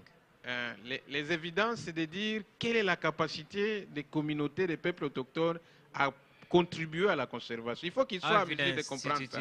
Evidence to prove the capacity of indigenous peoples to preserve and to conserve biodiversity. Sinon, ils vont penser que nous avons besoin de voyager, de faire des plaidoyers, de les citer, mais on doit faire cette évidence. Advocating, but we have to prove, démontrer qu'il y a les aires protégées quelque part. To demonstrate that there are protected il y areas a l'évidence de ce que nous faisons qui ont fait à ce que les aires protégées existent. It is based on what we have been doing that the current protected areas exist. Et ça, c'est la base du travail que nous sommes en train de faire. That is the foundation of the work we are doing. Et nous avons amené les jeunes, tous les autres, les vieux, pour faire ça. We have involved people, the youth, women, and the elderly to do that. Nous sommes allés vers les autorités avec ces évidences pour dire nous avons besoin d'une sécurisation. Proofs and tell them we need you to secure. Il y a une loi qui vient d'être votée et promulguée chez nous à RDC. There is a law that has just been enacted in our country. C'est une loi pour la protection des droits des peuples autochtones. It is a law on the protection and promotion of indigenous Pygmy peoples, right? Le processus d'élaboration et de promulgation de cette loi n'était pas facile. The process to develop and promulgate that law was not easy. Et ce n'était pas que c'était un cadeau, mais il fallait prouver, il fallait démontrer, il fallait venir avec des évidences. That was not a gift. We had to demonstrate with evidence. Et l'évidence le plus qui nous a beaucoup plus aidé, c'est surtout l'aspect de la culture et les territoires. And the evidence that helped us very much the aspect of culture and territories. Vous savez, la plupart des pays africains, les concepts autochtones ne passent pas comme ailleurs parfois. In most African countries, the concept of indigenous is not well received or understood as it is in other areas or spaces. C'est pour ça que la plupart des pays, que ce soit peut-être d'autres sous-régions en Afrique centrale, on va vous dire qu'il faut vraiment mieux aborder cette question d'autochtonie. That is why in some areas, in some countries in Central Africa, they might tell you to look at that issue critically. Mais ces liens avec les territoires, la culture, c'est une évidence qui a fait un travail important. But that link with territories and culture is what helped us to achieve great work. Nous avions pu démontrer comment les espaces des peuples autochtones ont quand même des hautes valeurs de la biodiversité. Indigenous territories have high biodiversity values. Alors, je vais revenir maintenant sur la question qui a été posée par rapport au dialogue avec les gouvernements. If I have to talk about the question concerning dialogue with government, je pense que la question la plus prioritaire, peut-être qui va même nous aider pour les perspectives de plan d'action. I think the most important question that will even help us for perspectives on action plan. Quel est le travail que nous avons mené avec influencer le gouvernement dans le cadre de ces processus de cadre mondial post-2020. What is the work we have done to influence governments in the process of post-2020 GBF? Nous prenons par exemple la cible 3. For example, target 3. Je sais bien qu'on est allé dans les processus avec les catégories d'aires protégées et les autres mesures efficaces de conservation. We went through that considering protected areas and OECMs. Mais nous avons pu démontrer, et c'est un dialogue que j'ai eu avec quelques membres du gouvernement, But we had to demonstrate that a dialogue that I had with some government je me dis delegates, les autres catégories de conservation, les mesures autres catégories de conservation, c'est bien, mais est-ce que réellement nous pouvons être mélangés dans cet ensemble? Yeah, telling them that the OECMs is good, but can we truly be involved or included in that whole? Quand vous-même, vous savez bien sûr que les territoires autochtones sont des territoires qui ont la biodiversité à haute valeur. While you know that indigenous territories have high biodiversity values. Et là, vous allez voir que mon langage est un peu différent avec les collègues qui ont parlé, parce que moi, je suis dans le bassin du Congo, dans l'Afrique centrale, avec méga biodiversité. So, actually, my arguments could necessarily be different from other people's because I am in the Congo Basin, an area with mega biodiversity values. Et nous avons démontré le fait que ces espaces de biodiversité chevauchent avec les milieux traditionnels où nous avons l'influence de vie avec la nature. That is based on the presence of natural territories of life, indigenous territories, where we have a close link to nature and culture.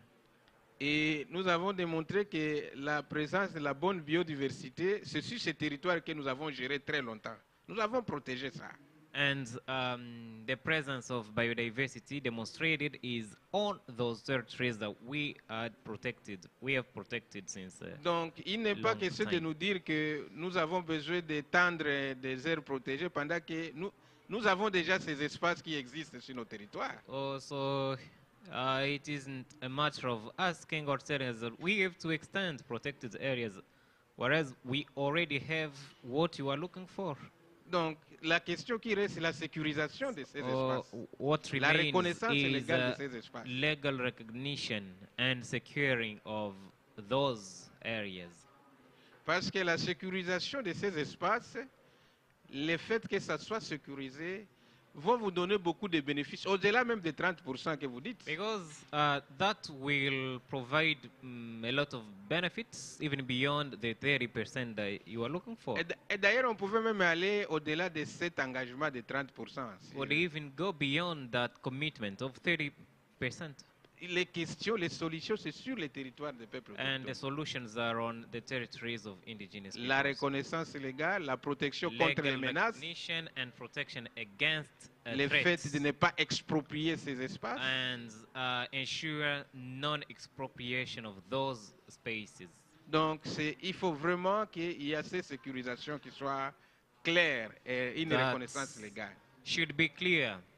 Et That legal recognition. nous avons tout travaillé pour montrer ça dans And les dialogues we avec have le been gouvernement. working to demonstrate that in dialogues with the government. Un autre élément, si on prend la cible 19 sur les mobilisations des fonds, Another element is that if we consider target 19 on resource mobilization, je suis tout à fait d'accord, là, par les Milka, de dire est-ce que les gens font de mobilisation de moyens, est-ce que c'est pour quoi faire? I agree with Milka, who said, so people are mobilizing resources for what? Est-ce qu'on peut dire qu'on peut aussi renforcer on parle de renforcement des capacités, etc. Yeah, we are talking about capacity building.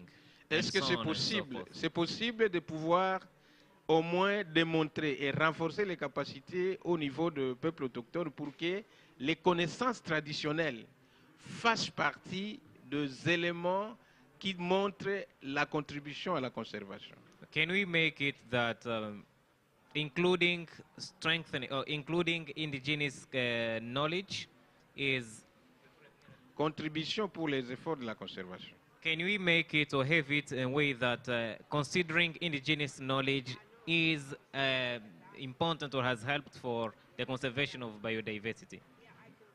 Donc, c'est très important pour cet aspect-là. So it's very important on, et on moi-même, that aspect. j'étais dans les sommets nature et culture et j'ai eu à poser une question sur les IPBES. And I participated in the Nature and Culture Summit, and I asked a question on IPBES.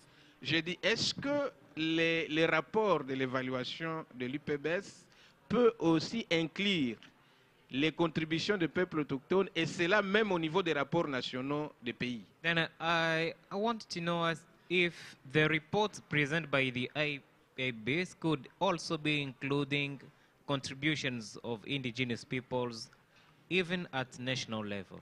Ça, c'est très important pour que ces valeurs, ces considérations soient prises en compte. That is very important to enable values, their values, to be considered.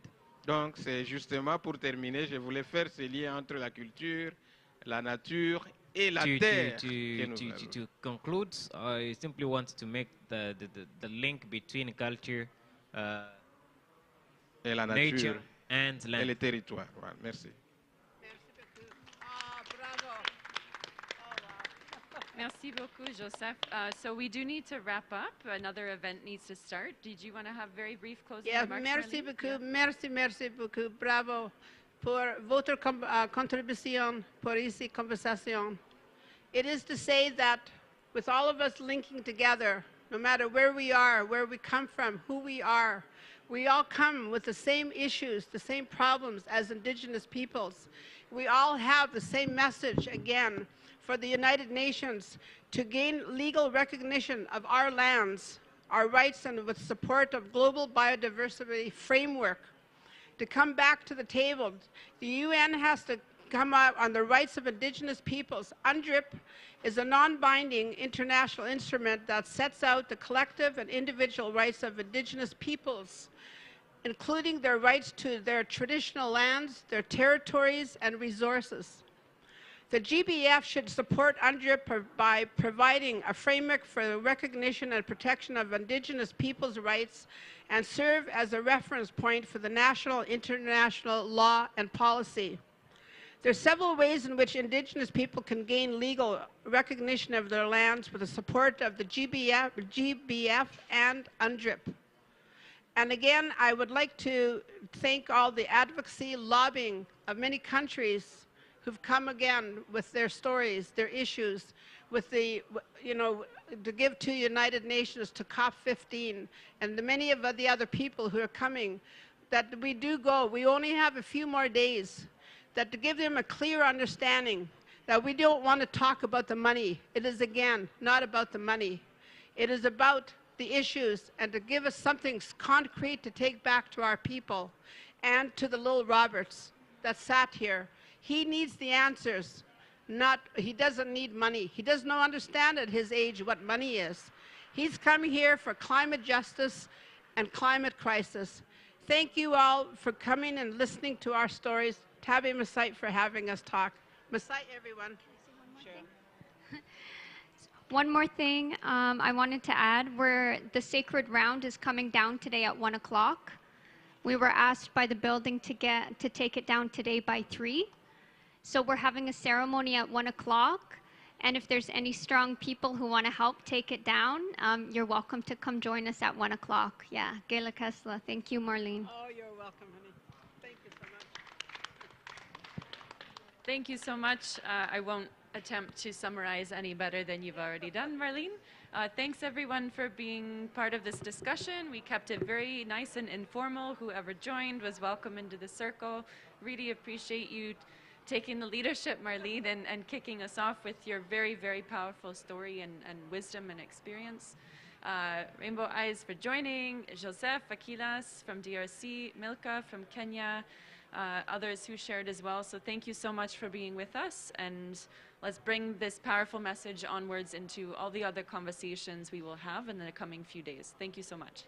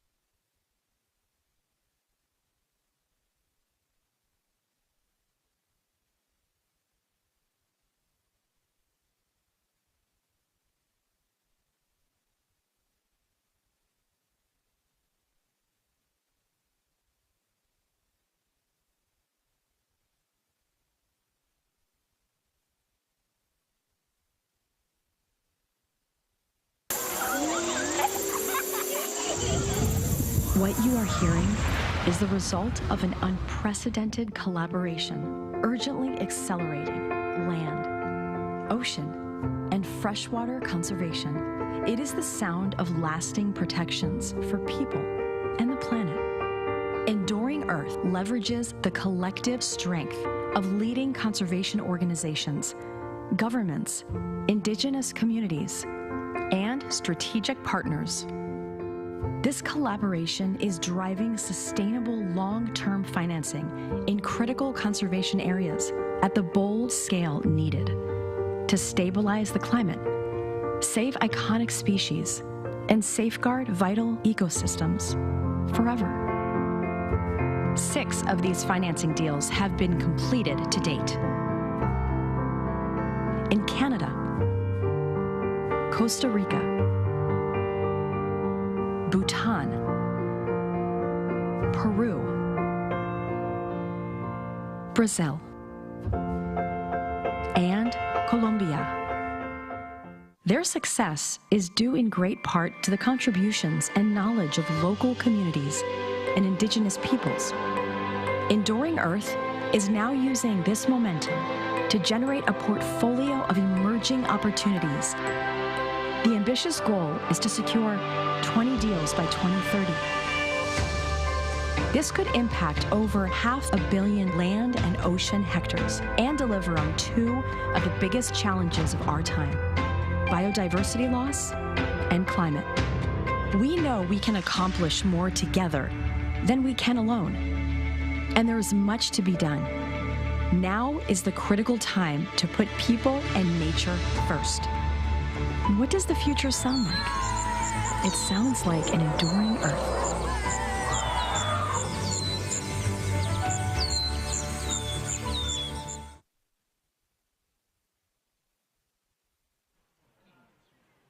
Good afternoon. Is this working?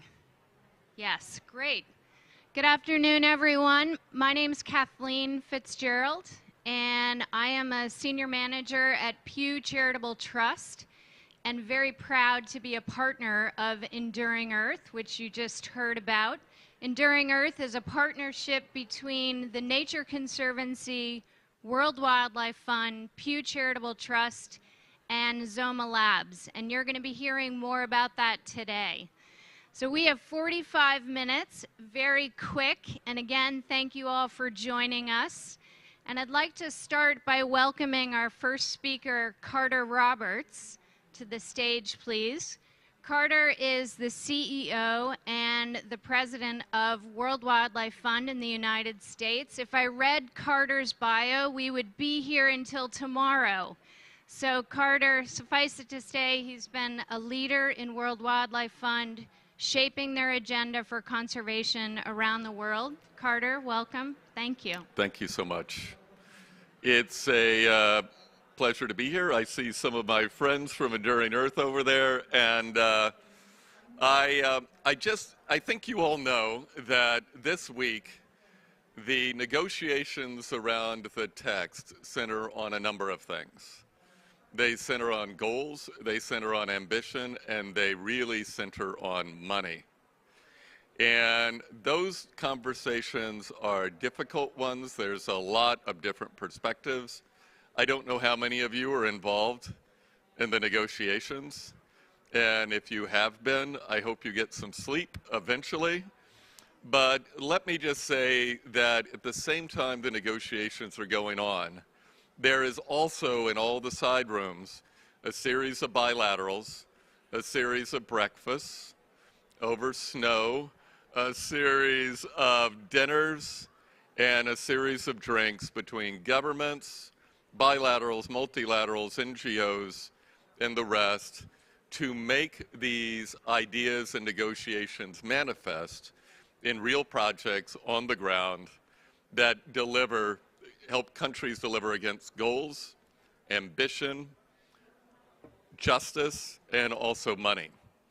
And as we all dream of that, a number of us have been involved in a certain mechanism called PFPs, Project Finance for Permanence.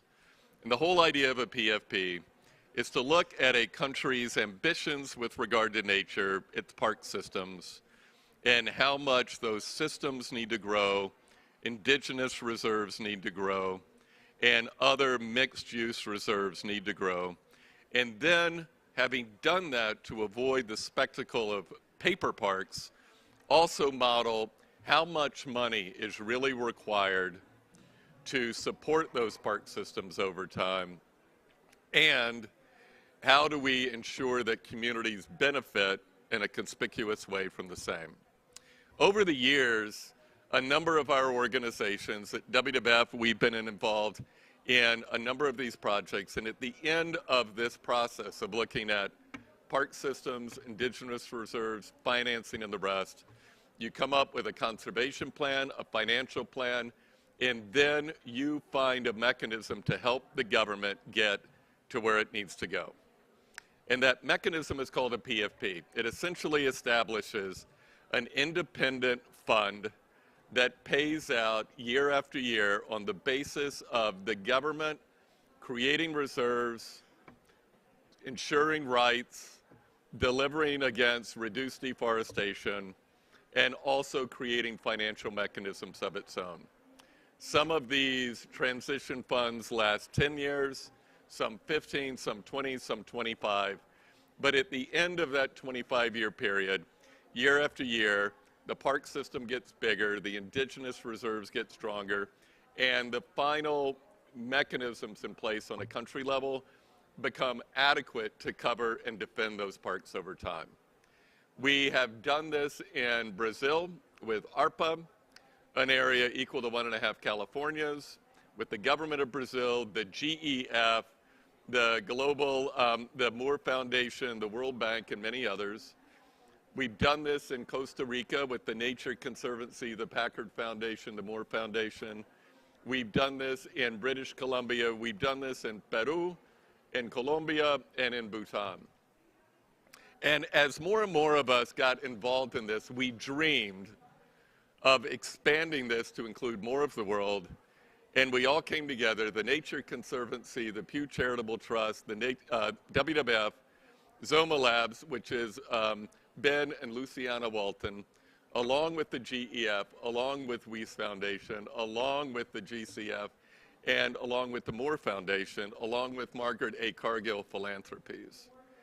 And we committed to work together to do this in at least 20 more countries in the world. And we are collaborating, we are exchanging, we're operating these institutions that have traditionally competed with each other. We are meeting weekly, we are cooperating deeply, we are working with Legacy Landscapes in Germany. We are doing all kinds of collaborative work. It is a radical new partnership to help countries deliver on what they're talking about this week. And so we should light a butter lamp that these countries come together and deliver on an ambitious plan and an ambitious level of commitments. But at the same time we're doing that, the rest of us should get busy in helping create these kind of partnerships to deliver the goods, not just conservation, but conservation that preserves the rights of community, and conservation that delivers the money that's required to not just create these places, but defend them over time. So it's probably the most fun thing I've done in 18 years as the CEO of WWF in the United States. And it is the thing that gives me the great joy, is to work with such magnificent, talented colleagues, and to not only accomplish great things, but to have fun along the way. Thank you very much.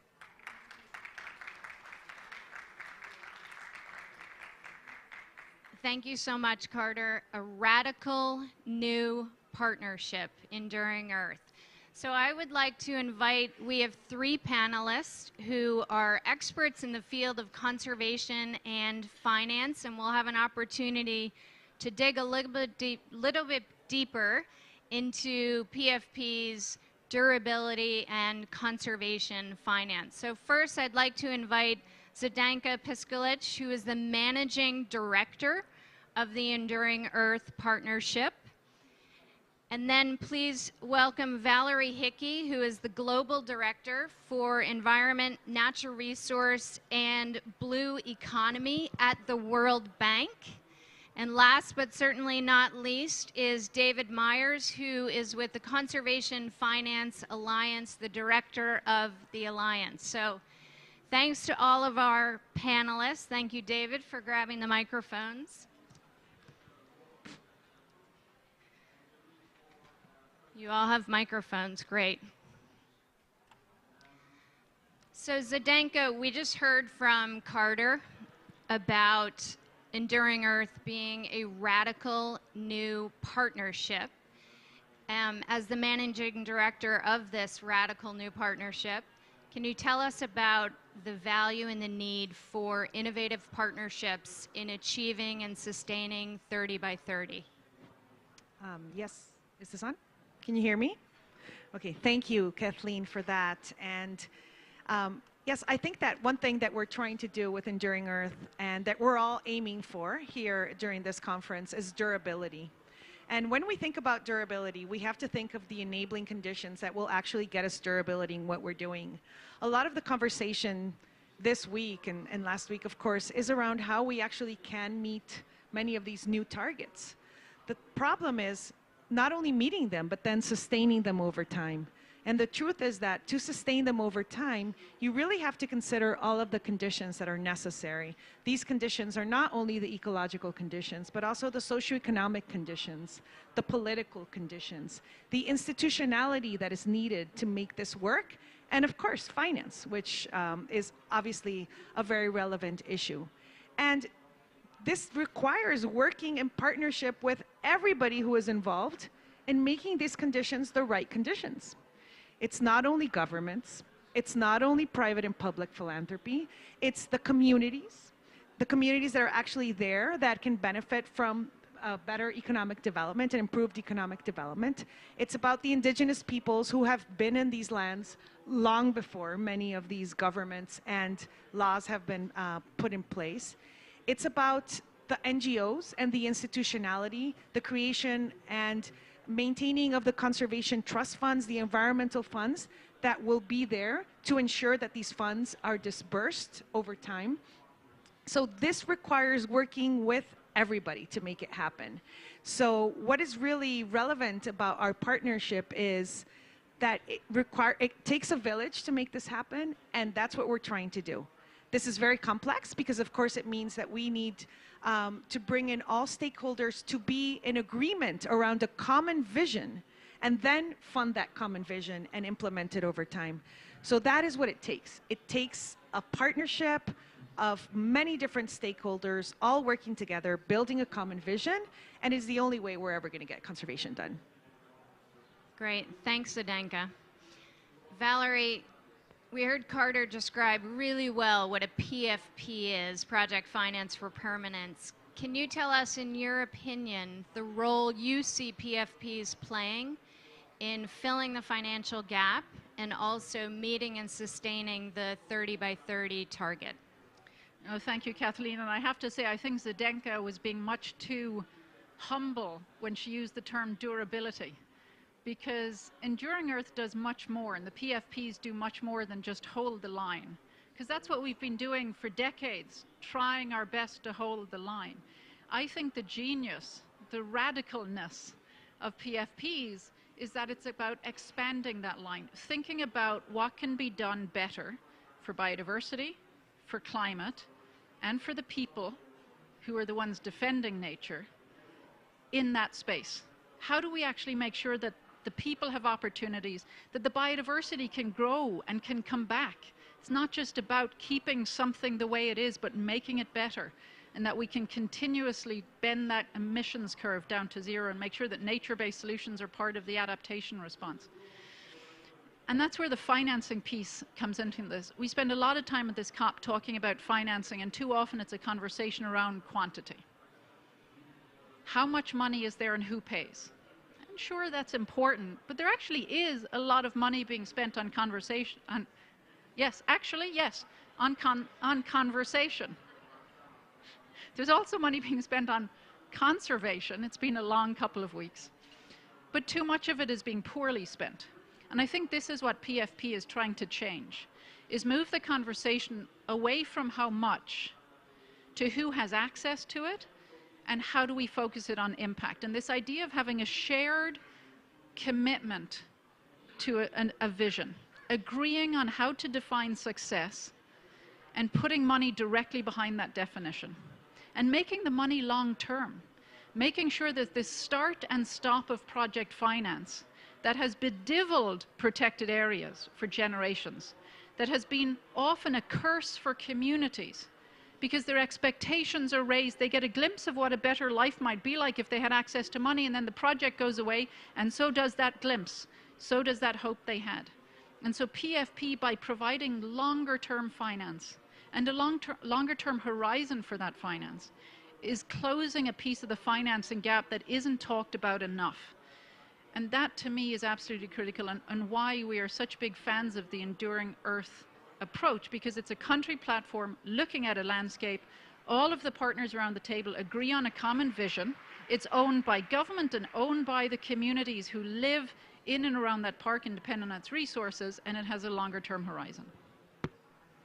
Thanks, Valerie, and I'm really glad you highlighted this issue about equitable access and getting money where it matters. And Zdenka, you commented on institutional structures, and oftentimes those two go hand in hand. So, David, you've done a lot of work on conservation trust funds and other institutional structures that support and maintain that sustainable finance. Can you comment on what are the enabling factors that we need in order to achieve 30 by 30 and sustain that financial durability?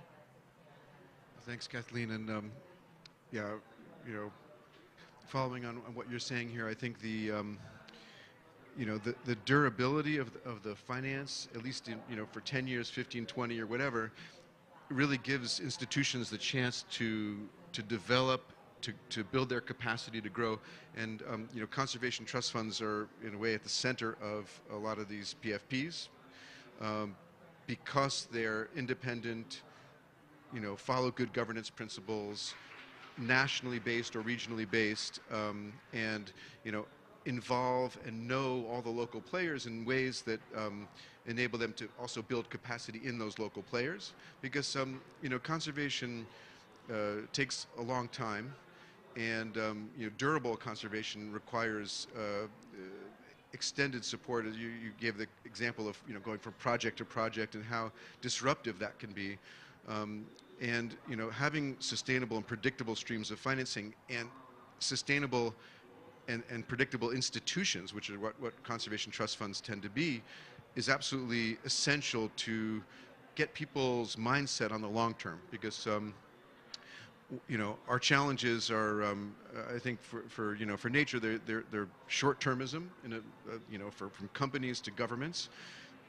And sort of private interests versus social interests. And conservation trust funds embody that long-term view, have enough, you know, hopefully enough of an endowment to cover their administrative costs so that they don't need to worry about their own existence, and then can basically reach out to large donors, take large sums of money, and pass them through to the NGOs, the government agencies on the ground that are doing conservation work, measure their impact, support their capacity, and assure that the outcomes that we are desiring are achieved, and do it in a way that's predictable, stable, and you know, allows the time for that capacity to be built. So I could go on more, but I'll stop there.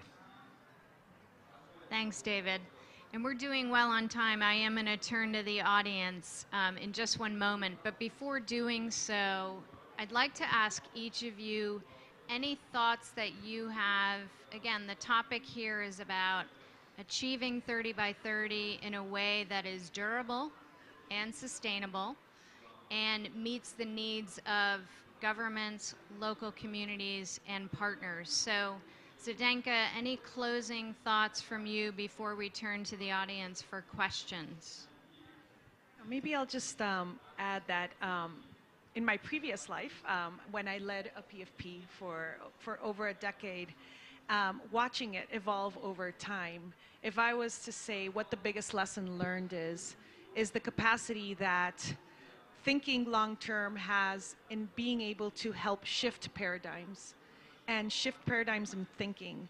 Because by knowing that you can think in the long term, you can plan for the long term, you start thinking about what do I need to do today that will get me there in the future. And when this translates into work in the field, and this is a park guard or a local community member, to your point, Valerie, my biggest concern is no longer how I'm going to get through this day. It's how I'm going to make sure that what I do today will help protect this forever. And that shift in paradigm is given by the fact that there's a long-term vision and a long-term plan, and that this long-term vision and this long-term plan is shared by everyone, by the communities, by the government, by the implementers. And so focusing on this paradigm shift is essential in our process. And it requires us sitting here now thinking where we want to be 10, 15, 20 years from now. And that is a big challenge for all of us. And so I encourage us all to think about that as we think about what actually, this global biodiversity framework is going to have us thinking and inspire us to think in the long term of where we want to be when we come to COP27 or COP29 of biodiversity. So I'll stop there and hand it over to Val and Dave. So I think there's two things we need to make 30 by 30 work. And the first is we need the other 70%. We can't have a conversation around 30 by 30 that forgets the other 70%, because we can't be talking about these islands of perfection in a sea of chaos.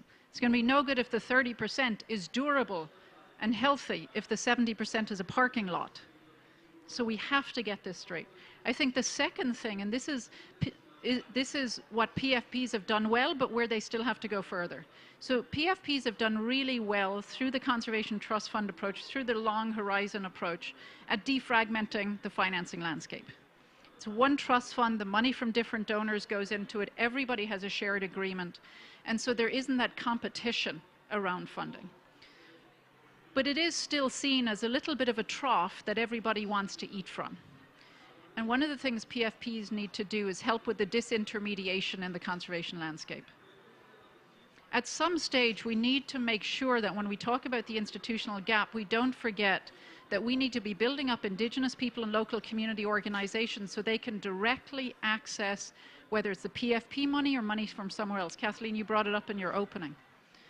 It's important that we don't stick to the old idea of trickle-down biodiversity finance, where it goes from a donor, from a conservation trust fund, to an NGO, to another NGO, to Indigenous people, so that the actual people on the ground doing the work see 1 cent of every dollar that's given for conservation. And as we stand up, and as the PFPs stand up, the organizational ability, the administrative capacity of Indigenous people and local community organizations, it also means we need to begin to stand down funding to the intermediaries so that we get funding exactly to where it's needed, when it's needed.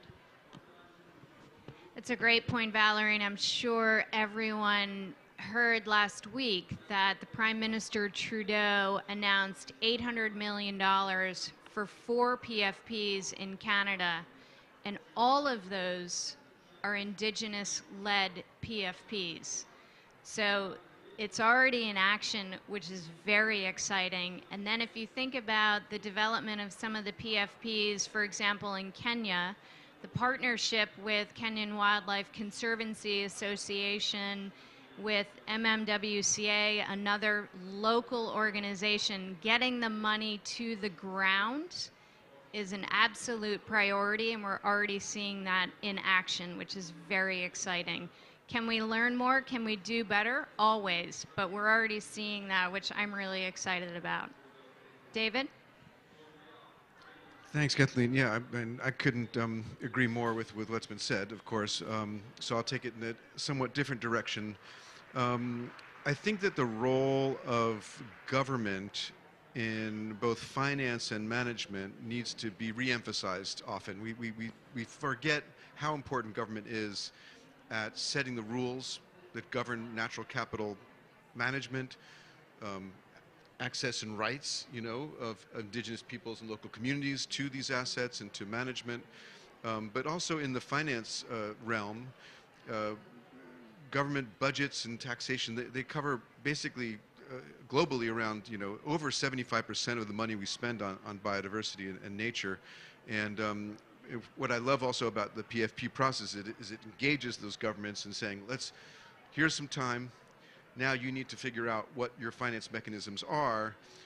And those mechanisms, if they're put in place well, if they're green taxes or even entrance fees, simple site-based mechanisms, they can really provide that long-term sustainability far after the PFP ends. And so I think that it's just, you do involve governments, and it's a great thing. And I just think that we all need to think more how we can, encourage, how can we support those governments, help identify additional revenue streams, help understand the value of the natural capital, be it for water and industry and climate protection and resilience, and how can we capture that value and turn that into revenue streams that are sustainable, durable, and can complement ultimately the financing of donors, which ultimately is a small percentage in a way of the long-term financing we need. So, thanks.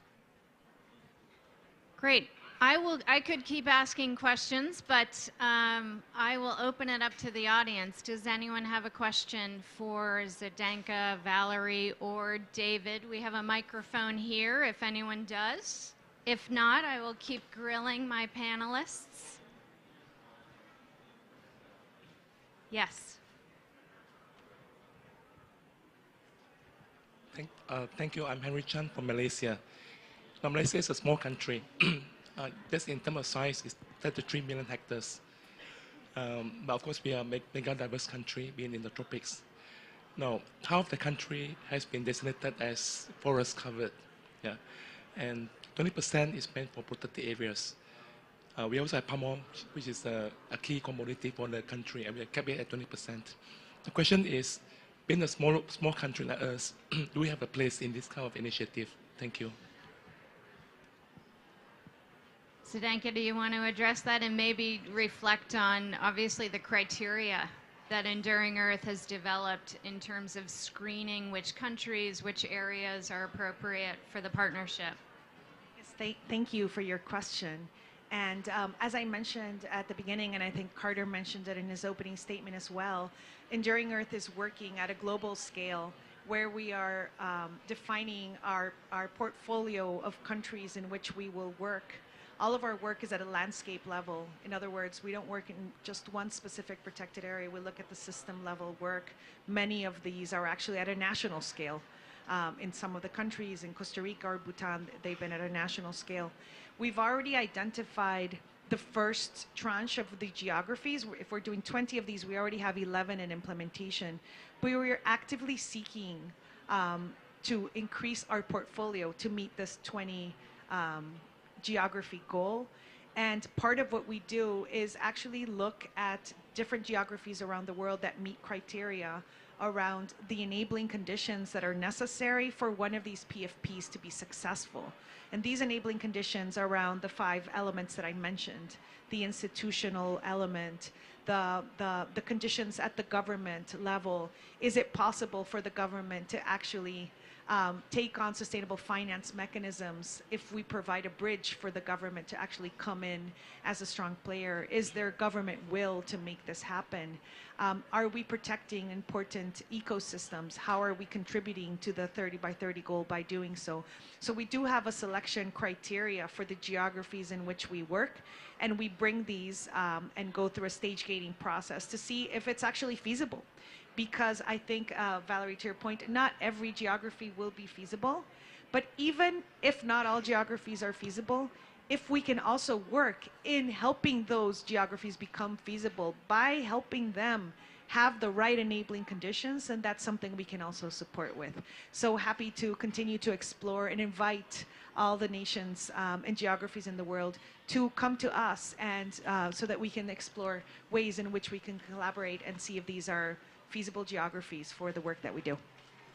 Kathleen, can I just add one thing? And of course, I can't speak to the Enduring Earth Partnership per se, but every country should be looking at the ingredients of success that Enduring Earth has so clearly delineated, which is it's a country platform that focuses on a specific landscape.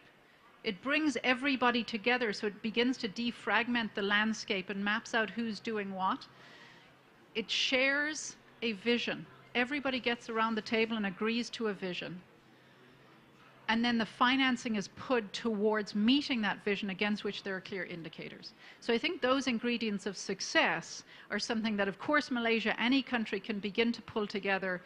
And I think regardless of whether it's part of the Enduring Earth Partnership, one of the enduring legacies of the Enduring Earth Partnership is exactly how much it's distilled these ingredients from all of the work on conservation trust funds that has happened over the past 2 decades.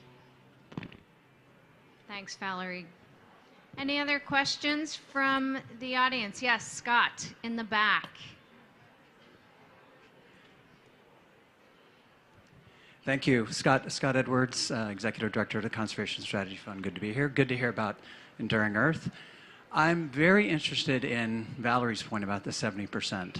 And 30% is great, but like you said, we can't create these islands of pure nature surrounded by chaos. What can we do as conservation groups and development banks and others who are at this conference to start to worry about that 70%, to fix the 70%, to mainstream nature and biodiversity in every aspect of our businesses and our government policy, how we run countries, how we run governments, how we run businesses, because that's going to be critical. This 30 by 30 is great, the Enduring Earth is awesome, but if we don't take care of the 70%, we're going to lose. Thank you. So what are some steps we can take? That's a very easy question, Scott. So how do we solve the global environmental crisis? So, I mean, first off, I just want to point out how important this question is, because if you're looking at protected area costs, which is part of what you do for, planning a PFP, what are the drivers of those costs? They're all the actions that take place outside of the protected area, whether it's agricultural expansion, deforestation, pollution, all this stuff, right? So there's no way to really sustainably finance a protected area if you're not controlling the threats around it. So where we're seeing, this is just from experience with the Global Fund for Coral Reefs that I'll bring in, which is a blended finance approach. What we're finding is that where there are private sector investments outside, where you identify what the threats are to the site you're trying to protect, and whether it's sustainable agriculture or sustainable livelihoods, forestry, watershed management, all these do have some private opportunities for investment, and a blended finance approach centered on areas that are high conservation value, but looking outside of that area is a good start.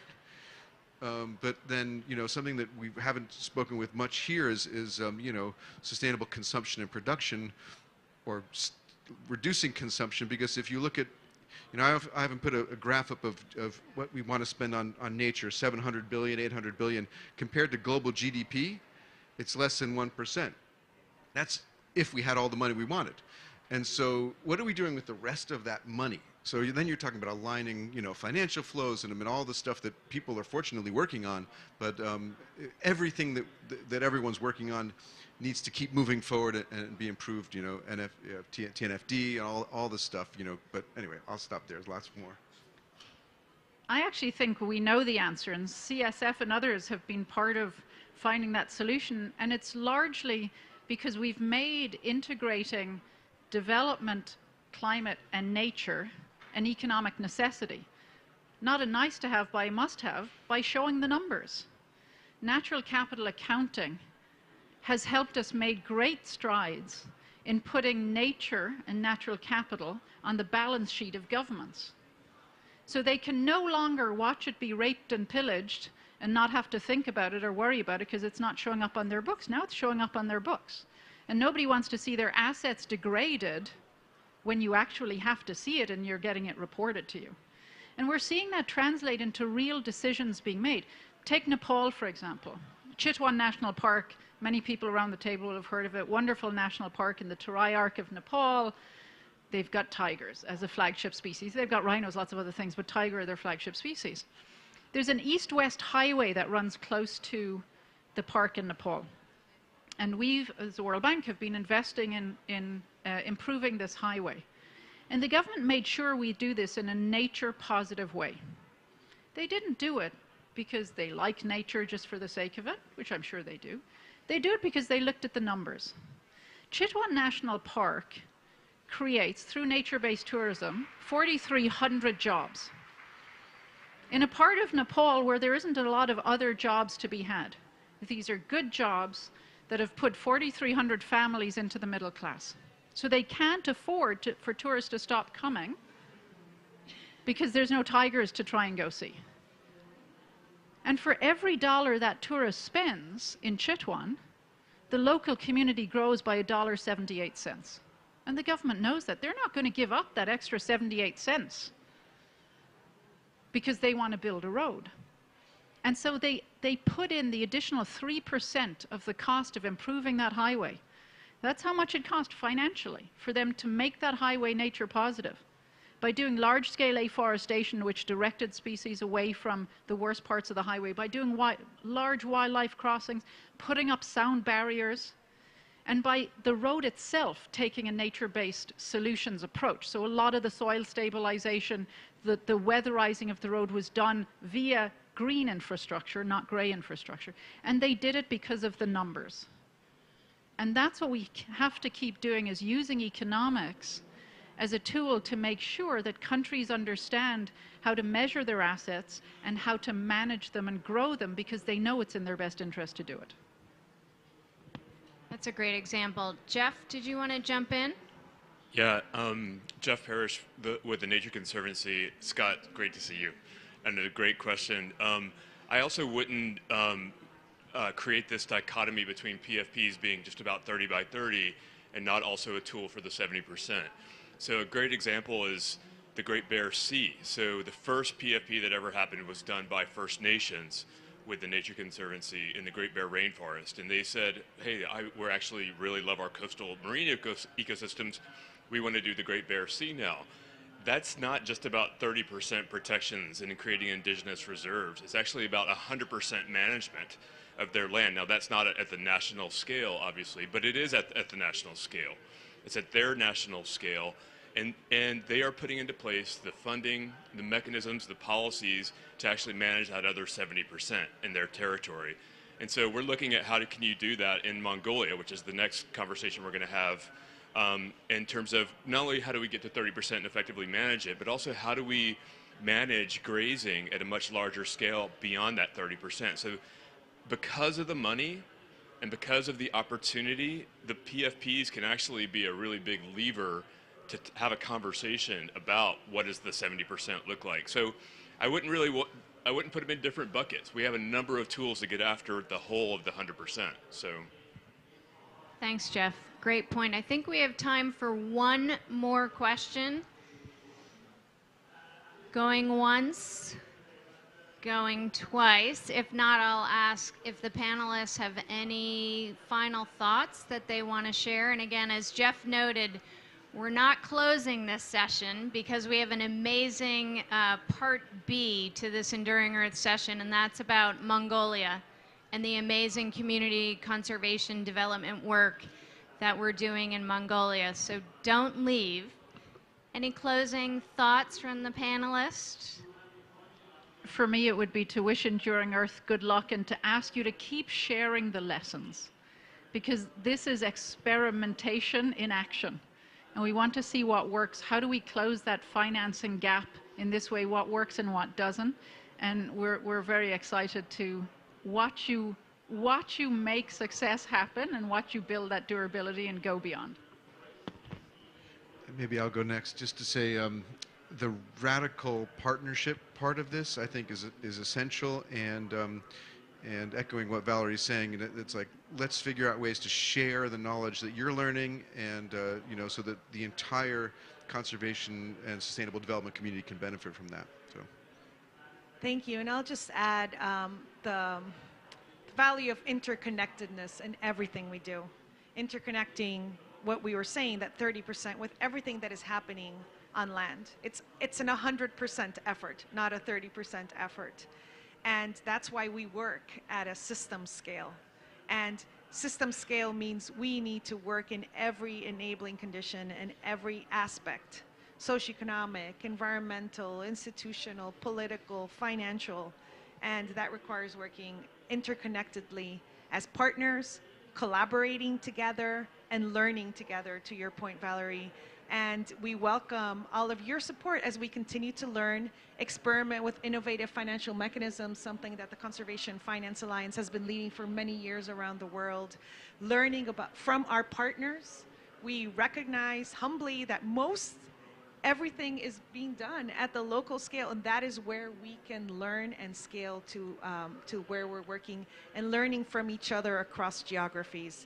And we hope you will all join us in this effort. We hope we can invite many other countries and inspire other countries to join and to be part of those 120 million hectares that we've already protected through PFPs in the past, and the more than 500 million hectares of land and water that we hope to protect over the next 10 years as well. So thank you for joining us. And please do stay, because the Mongolia example is absolutely phenomenal, the work that is being done in Mongolia. And it will help you understand how everything that we've been saying is actually being applied in the field. So we're very excited to have you all learn about our work in Mongolia. And so please do stay. We'll have just a little short break, I believe. Kathleen will tell you that, and get started immediately with that. Thank you, Kathleen. Great. Thanks, Valerie and Zdenka and David. And as Zdenka said, please stay with us to hear a very practical, exciting example in Mongolia. But I think the key things we heard is, number one, we need partnerships in order to achieve effective 30 by 30. We need creativity, and David, Conservation Finance Alliance is an incredible resource for anyone interested in learning about the creative financial mechanisms that are being deployed around the world. We need holistic planning, so not just looking at protected and conserved areas, but looking at the mosaic of landscapes. We need long-term thinking, long-term planning, and again, we need everyone around the table, and that's the beauty of PFPs and some of the adaptations that we're already seeing. We'll continue to share lessons learned. The tent is open. We look forward to creating more partnerships, more alliances in order to achieve that 30 by 30. So thank you for joining us. Stay tuned for Mongolia. We're literally just going to change some seats, change some people, and we'll hear about a PFP in Mongolia. Thank you so much for joining us. And not to bribe you, but if you stay, we're going to have some lunch, and we're going to have Christmas gifts from Mongolia. So.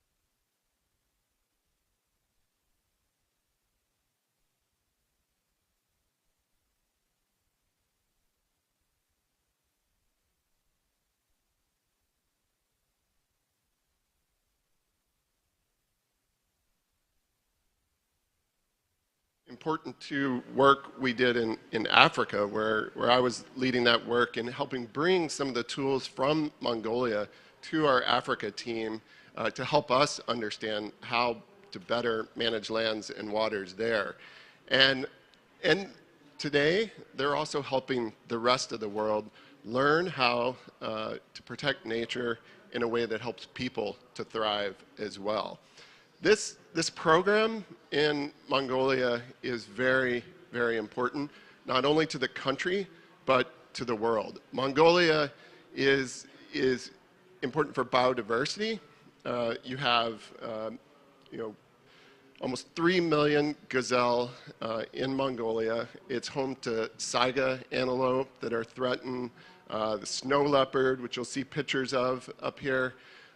Very important wildlife, but it's also incredibly important for peatlands, which are a critical storage for carbon, and large stores of peatlands are in Mongolia, and it's very important for water. 100 million people rely on water that comes from the highlands of Mongolia to other countries around Mongolia. So protecting that source is critical to the future of places like China and Russia. So this area and what we all are trying to do is critical, but it's also really important to the people of Mongolia. And Mongolia is one of these countries where still 10% of the population is nomadic pastoralists that depend heavily on the grasslands and the quality of those grasslands for food and their sustenance. So we need to remember that it's not just about the snow leopards, it's about the people and what they depend on as well. So even though Mongolia is really intact and really important, it's under tremendous threat. The climate change in particular, I just learned this today, that the temperature has already increased by 2 degrees over the last 70 years in Mongolia, and it's leading to desertification and decline in the quality of grasslands and the loss of water for many of these important places. The other threats that we're seeing in Mongolia is a transition away from managing the commons through communities, through privatization of grasslands. And because of that, the quality of the grasslands has declined, and there's an opportunity to improve that by investing in the community-based organizations. So the Nature Conservancy has been around Mongolia since 2008, and the small program, but has done very important work with the government of Mongolia and communities there. So a key thing was creating a conservation blueprint, a map of over 200 important areas for conservation. We've also helped with policy reform to create opportunities for community-based organizations to gain rights to land in Mongolia, so that that control of rights can help them to manage the land for the benefit of nature and for people. And now what we're working on with the government of Mongolia is a sustainable financing plan to help finance the protected areas in perpetuity so that Mongolia can continue to lead with conservation, but also with financing. So the 3 things to remember here is, and this is where, again, Mongolia is the leader, is number 1, it's a rights-based approach to conservation that depends heavily on engagement with the communities, with the people that depend on that land. So a rights-based approach is critical. A conservation blueprint that is guided by science and community engagement. And then the 3rd thing is sustainable financing to manage those protected areas with communities in perpetuity. And this team is leading on that with the people of Mongolia. And I'm very happy to introduce the ambassador to Canada from Mongolia. Ambassador, thank you for all you've done. Thank you. Thank you, Banks, and thank you, Jeff. It's very hard to speak after those crystal clear presentations about Mongolia delivered to such a brilliant guys. Yeah, it's mentioned there is 30th years, so I prepared 30-page notes. I will read it very slowly for you. So good afternoon, ladies and gentlemen. And first of all, I wish to sincerely thank the Nature Conservancy for its long-term support and dedication to conservation of my countries, and it's your recognition of Mongolia's climate and biodiversity conservation leadership. Since there are a lot of friends of Mongolia knowledgeable better than me, so I wish to skip some volumes, details about Mongolia's biomass and the details, but I still wish to highlight few of them. Firstly, that one of the examples of the diversity of Mongolia landscape and species because of this, given the location as we are located in as a crossroads of major biomass of paralymnistic. So it's one of them is a Gotthard gazelle, an Asiatic wild dinosaur long that distributed to the eastern Gobi of Mongolia. The same species one would see in Arabian Peninsula. And the second is a reindeer from the Arctic Circle and find home in mountains of Mongolia. Probably we may see here. And our moose extend from the Russian Far East and to Korean Peninsula. And we all know that gazelle named after Mongolia is the largest free-roaming nomadic ungulates in the vast intact grasslands of Mongolia. And our biomass stretch from the sum of the last remaining intact temperate grassland on the planet to the Gobi Desert, to the Altai Mountains. So there. And also just the most significant endemic rivers and wetlands stopovers for the migratory birds in our hemisphere. Our diversity comes from our crossroads position on the earth. But today, Mongolia is at another crossroads as many of our ecosystems and our economy are at a decision point. While we possess millennia-long traditional knowledge of living in harmony with nature and our cultures, anchored in the concept of adopt to the nature, but not adopt nature to ourselves.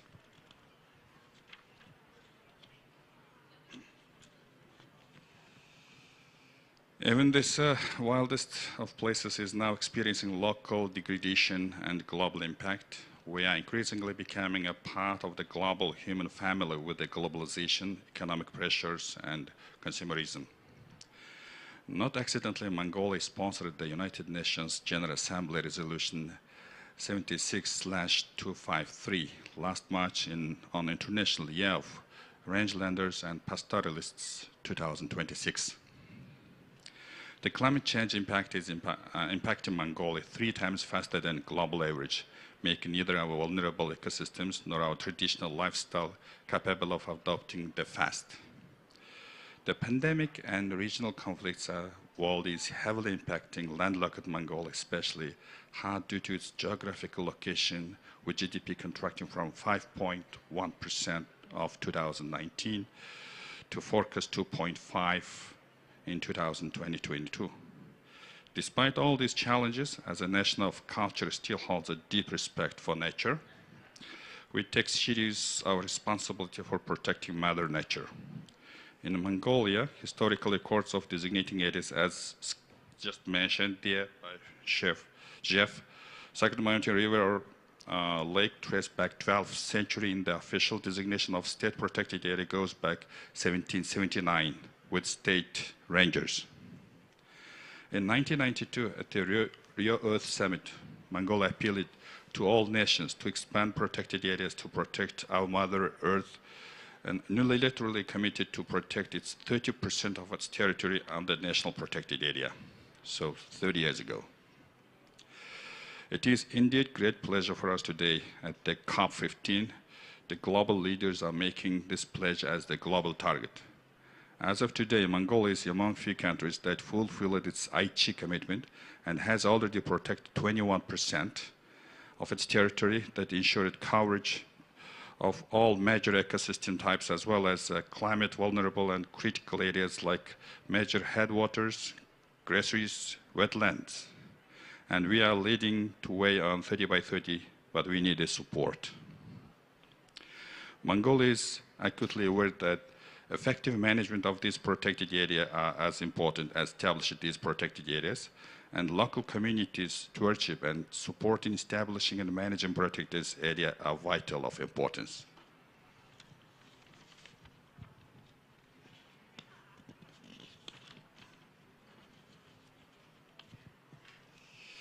The law of protected area of Mongolia first passed in the fall of 1994 that recognized the rights of local communities' continued practice in traditional life in all, but outside the pristine wilderness areas and the involvement in protected area management. Studies carried out by the international organizations such as UNDP, WWF, and TNC show that financing for Mongolia's conservation work is very dependent from the donor support, and currently the Ministry of Environment and Tourism of Mongolia is working on a draft law protected areas that could address sustainable financing on public protected areas and the involvement of diverse stakeholders, including NGOs and local communities, in taking over some of the protected area management functions. Moreover, the ministry has close collaboration developing guidelines on planning and reporting of natural resources and use fee that would enable more transparent reinvestment of fees collected from the use of natural resources. We have also, after decades of a gap, installed a livestock head tax that would consider important for controlling livestock numbers in the country. But we need partnership to help us technically and to financially to deal with. We are proud to be working with TNC on this next phase, the development of a project finance performance initiative. We are also proud to be part of the Enduring Earth partnership with TNC, WWF, Pew, and Zuma Lab. And we sincerely thank again recognizing the leadership of Mongolia in the global stage. Now I would like just to ask Dr. Batoyek to share with us about the plans with PFP. Thank you. Well, thank you, Mr. Ambassador. Well, for me, task is becoming even more difficult because those people basically talked everything that I should be talking to. But I will now need to learn. Okay. Well, basically, as our previous speakers said, Mongolia started the PFP, well, the whole exercise back in spring of 2021, and we did some kind of initial assessment, so-called pre-feasibility assessment, in partnership with the, with the support of Enduring Earth partnership, and then early in the fall of 2021 and early first quarter of 2022, we carried our so-called feasibility assessment. And what I'm going to share with you, just a couple of slides, which is the result of that feasibility assessment. But I also probably need to highlight that we did this exercise exactly in the midst of a pandemic. And from that perspective, to some extent, our assessment was handicapped, which we have very serious intention to correct and have more consultations during the coming few months' time. And we have very ambitious plan to accomplish it by first quarter of 2024. But let me just show a couple of slides here. Well, the PFP in Mongolia, we basically had three major goals, all interconnected.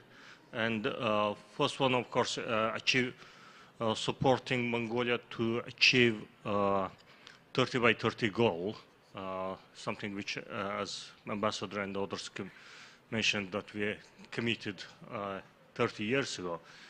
And one thing is, when we say about 30%, we are talking about actually the country size of France being under the protected area network. And of course, this exercise, we actually looked at the key biodiversity issues, threatened areas, threatened species, and ecological processes, and peatlands, and headwaters, and all those factors, including human disturbance factors, were all taken into account. And talking about the peats, I could say Mongolia's peat occurrence by size is actually 15th in the world. It's a huge area, but at the same time, we're also having quite a challenge because we're becoming 7th country by the peat loss with this peat. So that's why the protection and effective management is really becoming very important for us. And second goal of the PFP is managing the protected areas, because protecting is one thing, but then effectively managing it and those protected areas really functioning as a protected areas and contributing and those making sure that those areas, ecosystems, actually inherited to our next generation is very critical. And with those, we have done some exercise, and actually, in fact, we kind of came up with identified key biodiversity geographical areas, and kind of at least during the preliminary stage, we identified Altai Mountain, which is the western part, where the key where endangered species like snow leopard, ibex, Argali sheep, Saiga antelope are very much there. And plus, it is also a very critical area with all the most of our glaciers are located. And then the northern part of country, it's where probably Mongolia's highest peat and wetland dense areas. And that's why it's not only contributes to Mongolia's freshwater, but as our previous speakers, as David was mentioning, it's tower for the hundred millions of people. And then Eastern Mongolia, where those 3 million gazelles are still freely roaming, they are actually nomadic. They do not have patterns of kind of standard pattern, but they truly follow the rain and migratory species. And the ecological process is very important, and that's why we have selected. And then the last one, just the bottom, the Gobi region, it's again home of endangered species, and plus the area is probably highest impacted by the mining, because where there's big mines, coal mines, copper mines are located, and it's the challenge that we need to balance protecting the nature and having the economic development, and that's why those 4 areas been selected. And initial assessment, we basically came up like about 102 protected areas, with covering over 40 million land areas.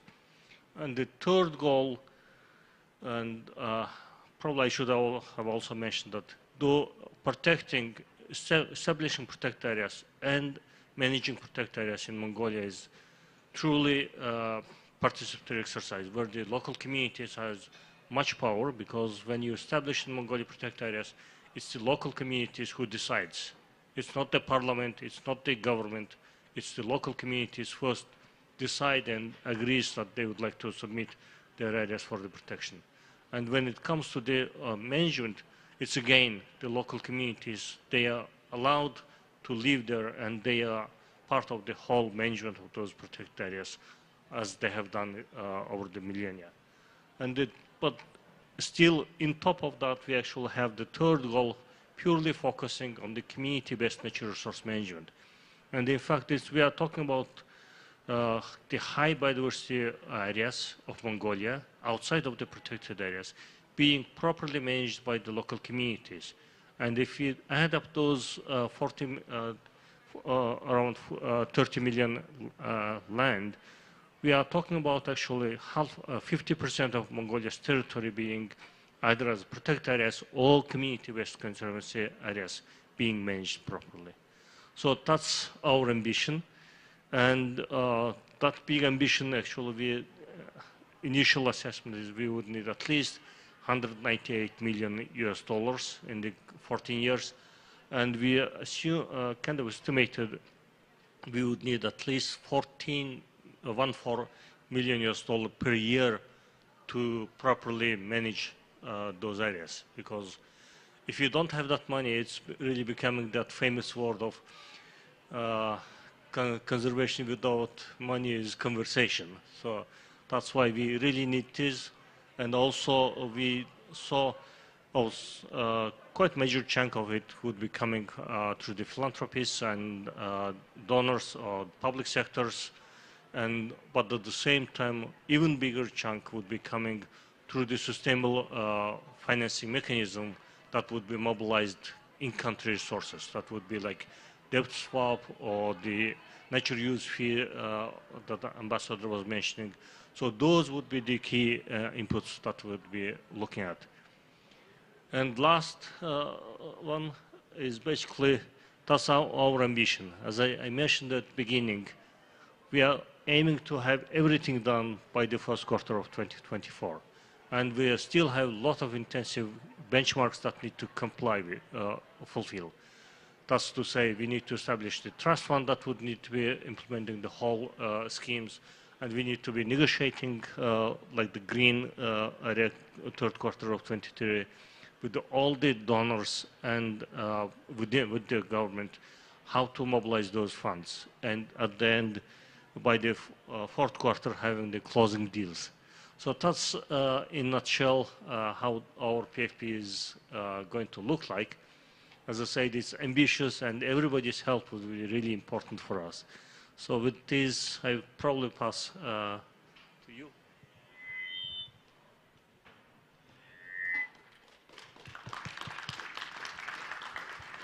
Thank you, Bibi. Bibi is the brains behind this entire initiative. He and the team working with the government of Mongolia are crafting this blueprint and paving the way with local communities to find a Mongolia that endures. And again, Mongolia is a PFP initiative of the Enduring Earth Partnership. And Bibi asked for help. We need all of your help, but we also need the help of these partners working together, of the World Wildlife Fund, the Pew Charitable Trust, Zoma Lab, TNC, coming together to move and accelerate these deals faster and in the right way.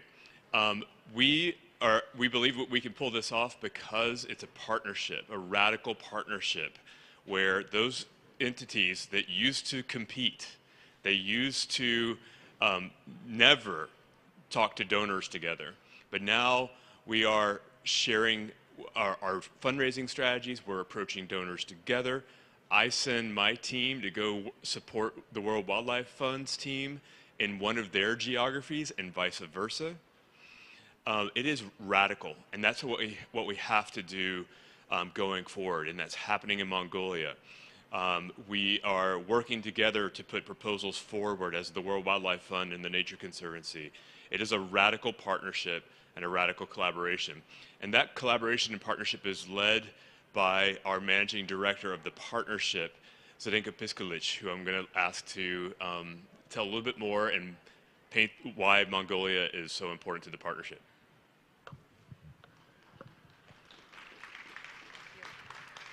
Thank you so much, Jeff, and thank you all for being here and learning about the work that we're doing as a PFP, because what Bibi presented now is a perfect example of what we are replicating throughout all of the geographies in which we are working.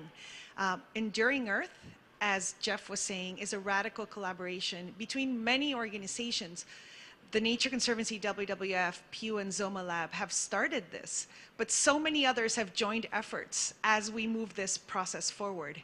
Many other organizations, foundations, the Bezos Earth Fund, the GEF, the Weiss Foundation, the Green Climate Fund, the Legacy Landscape Funds, so many, the Moore Foundation, all have come together because this is a way in which we can all unify our visions around what we want to achieve for durable and long-lasting conservation. And what you are seeing here are all of the elements, all of the ingredients that are necessary for one of these initiatives to be successful. So as Bibi was presenting, I was smiling because I was saying, wow, whether you're looking at the example from Mongolia, the example from Belize, the example from Kenya, the example from Namibia, all geographies in which are working, they are all based on the same concept. Strong science led by these organizations in the field that helps you and enables you to build a scope, a vision of what you want to protect. Community-led conservation, helping make the decisions of how you want this to actually happen. Strong government support to ensure that we can build the right bridge as we move forward in looking for sustainable finance mechanisms to ensure long-lasting conservation. And strong leadership that is shared by communities, by the organizations, with the government to make this happen. And you have seen a little bit of all those ingredients all coming together for a unified vision, which then we intend to finance. And that is what you saw in the last slide that Bibi presented. Those are the elements of a PFP. And what makes it successful is the leadership that comes from the field, from the country. And I cannot stop from mentioning that Mongolia is very close to my heart, because something that Jeff mentioned is, in order for us to do this in 20 places in 10 years, we have to learn from each other. And that means we have to share everything we can about what has worked, what hasn't worked. We have done these in 6 other geographies, protected over 120 million hectares. Now we want to protect 500 million hectares. And learning from each other is a must. And so we had, I am a Costa Rican, and we had the honor and privilege of receiving a Mongolia delegation in Costa Rica less than a month ago to learn about the example of the PFP in Costa Rica. And you'd think, Mongolia and Costa Rica, what is alike? You know, very different geographies, different areas in the world, the size of these countries, the type of ecosystems are different. But there are things that are close to heart between both countries. Among them, for example, the size of the population is very similar. The way in which we want to brand the countries is very similar. We want to brand them around what is essential to our nations, which is our people, and the capacity that we have to really build on our people, to build the right branding for sustainable tourism, and for looking at different sustainable finance mechanisms. So we discovered in the process that Mongolia and Costa Rica had a lot of similarities in what we are trying to achieve. And to now see Mongolia take a step forward is a great honor for all of us. We are privileged to have the Mongolia government, to have the Mongolian people interested in having this PFP happen. We welcome you to the Enduring Earth world. We know we will be successful in making this happen. And Mongolia will be one of 20 countries contributing to protect over 500 million hectares through Enduring Earth to ensure long-lasting conservation forever. So thank you to the Mongolia team, to the Nature Conservancy that is leading this effort in Mongolia, with all of you, to all of the local communities and government for making this a reality. We are now seeing a vision. We will come back in 2024 when we all meet in Turkey for the next COP, and we will demonstrate success because we all share a common vision. So thank you for being a part of this vision and for being a part of Enduring Earth.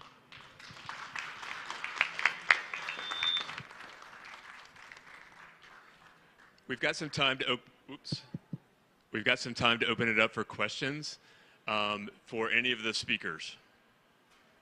And then you get to sample some Mongolian treats. Any questions?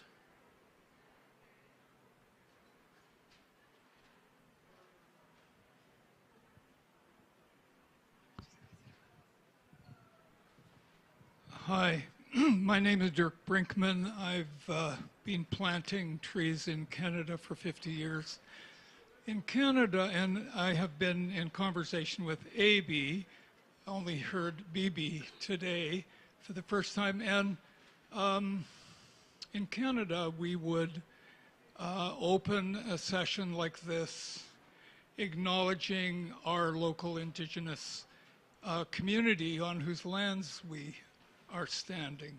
And I like acknowledging that we are on an Indigenous continent in North America where 500 nations who are kin-based, egalitarian organizations who have learned something about how dependent we as humans are on the land. And so I have a question because AB has asked, how can we help? We've planted in Canada 1.7 billion trees, and we've worked in Costa Rica for 30 years, 28 years. But we've done a lot of things. But you know, here we are with 30 by 30, the temporal and the land-based numbers, walking our way to 50 by 50. I love E.O. Wilson's Nature's needs half, but what nature needs is us. It needs 100%.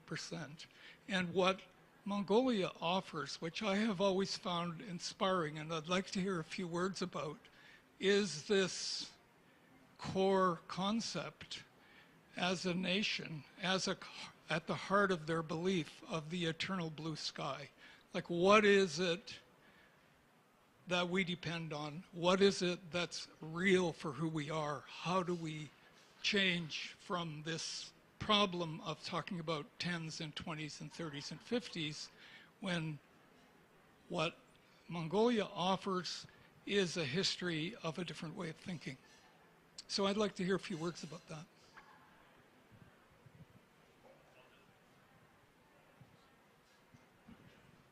I'll just say one thing and pass it to Bibi and perhaps Jaka, if she's here, to speak as Mongolians. And I thank you for that comment, because this is one of those places where culture is the solution for conservation.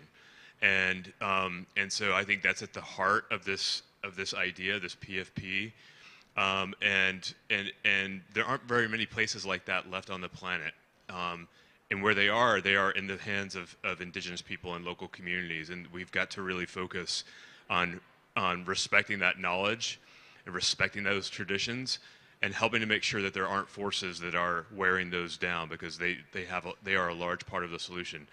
Jaka is our director of community-based conservation in Mongolia, working with local communities specifically around their challenges, their cultures, and the things that they hope to achieve. And Jaka, maybe you can just speak to the role of culture and those traditions in the future of these 10s and 20s and 30s, as you said.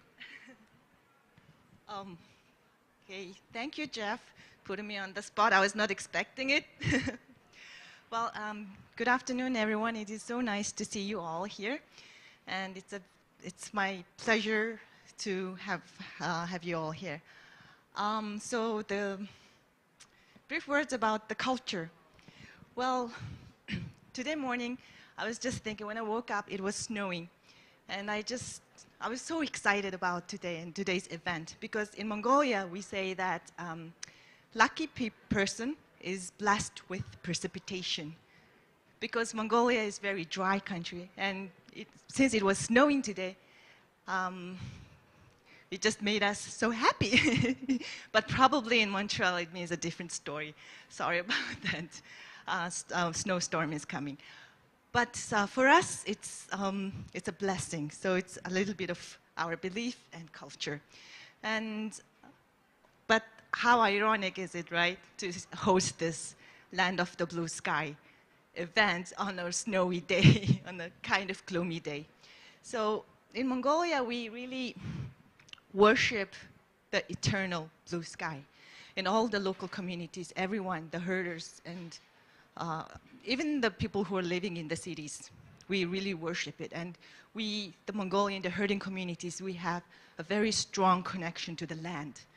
So not only the land, so traditionally, Since the earlier times, even earlier than Genghis Khan, we praise for the blue sky. So that is why we are emphasizing on the land of the blue sky. So I hope that's good enough for, sorry, BB, please add more. Yeah, thank you very much for your question. In fact, that's something probably we could contribute to the world.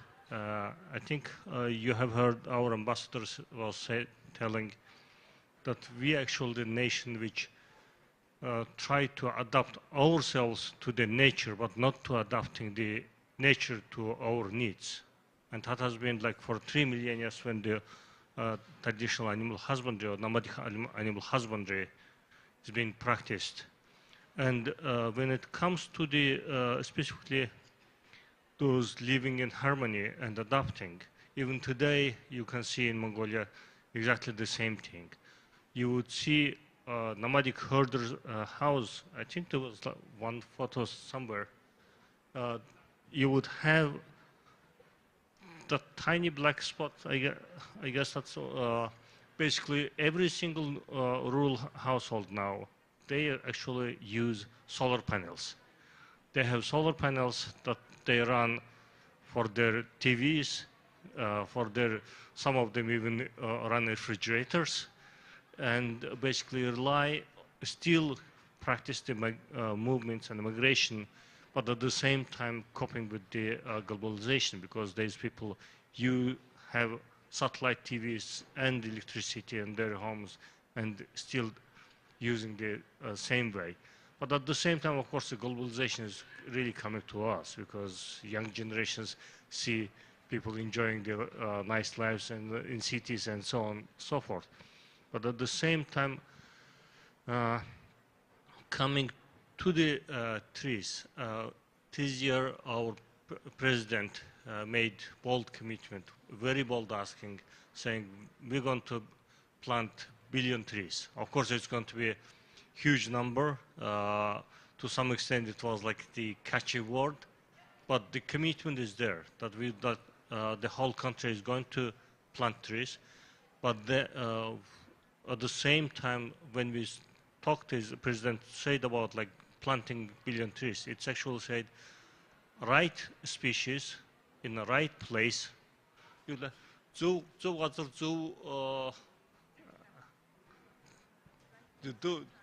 Right place, right species in the right places. I think that's kind of, there was like, it was recognizing that you shouldn't be planting trees in the middle of steppe, but you should be planting trees like the saxaul trees in the Gobi, whereas pine species in the north. So that recognition is also a reflection of our understanding of the nature. So that's how we see it and how we try to move forward. Other questions? Ambassador. Thank you, Jeff, and thank you, Bibi, and thank you, Jacka. Just allow me again just to introduce Mr. Dirk Brookman again. And as mentioned by Bibi, when my president announced his initiative to plant 1 billion tree, and this company immediately picked up the idea to support Mongolia. So usually all my friends call me just AB. So now he's a baby. Baby. I'm kidding. And I would like just on behalf of everybody just to express my sincere thanks on behalf of my government, also just to TNC and also to everybody to attending here. And also just I would like just to refer to that key notes. The minister, His Excellency, had to present it today. Just I did it on his behalf. I hope that just I completed 100% all of them. And also just I would like to send warm regards. Just I got the message from him just to extend his warm regards just for your joining this event. And thank you, everybody. And thank you, TNC. Thank you, Ambassador. With that, I would love to invite all of you to come into the cafe. We have a light lunch, but we also have arhi, which is the fermented milk. And we have the traditional milk curds for you to try. We also have some Christmas ornaments that were made by local communities, herders, using the wool from their livestock. As many of you know, some of that wool is used to make cashmere for around the world. If we can improve the way that cashmere is generated, and then that money is flowing back to communities, it will help people's livelihoods. It will also help them graze the way that they traditionally have, rather than maximizing the number of head of livestock on the land, which degrades their future and all of ours. So take one of those ornaments, think of them when it's hanging on your tree or in your house, depending on your culture and religion. Do think about Mongolia, and think about Mongolia as a beacon of our future for the planet. So enjoy. Thank you, everyone.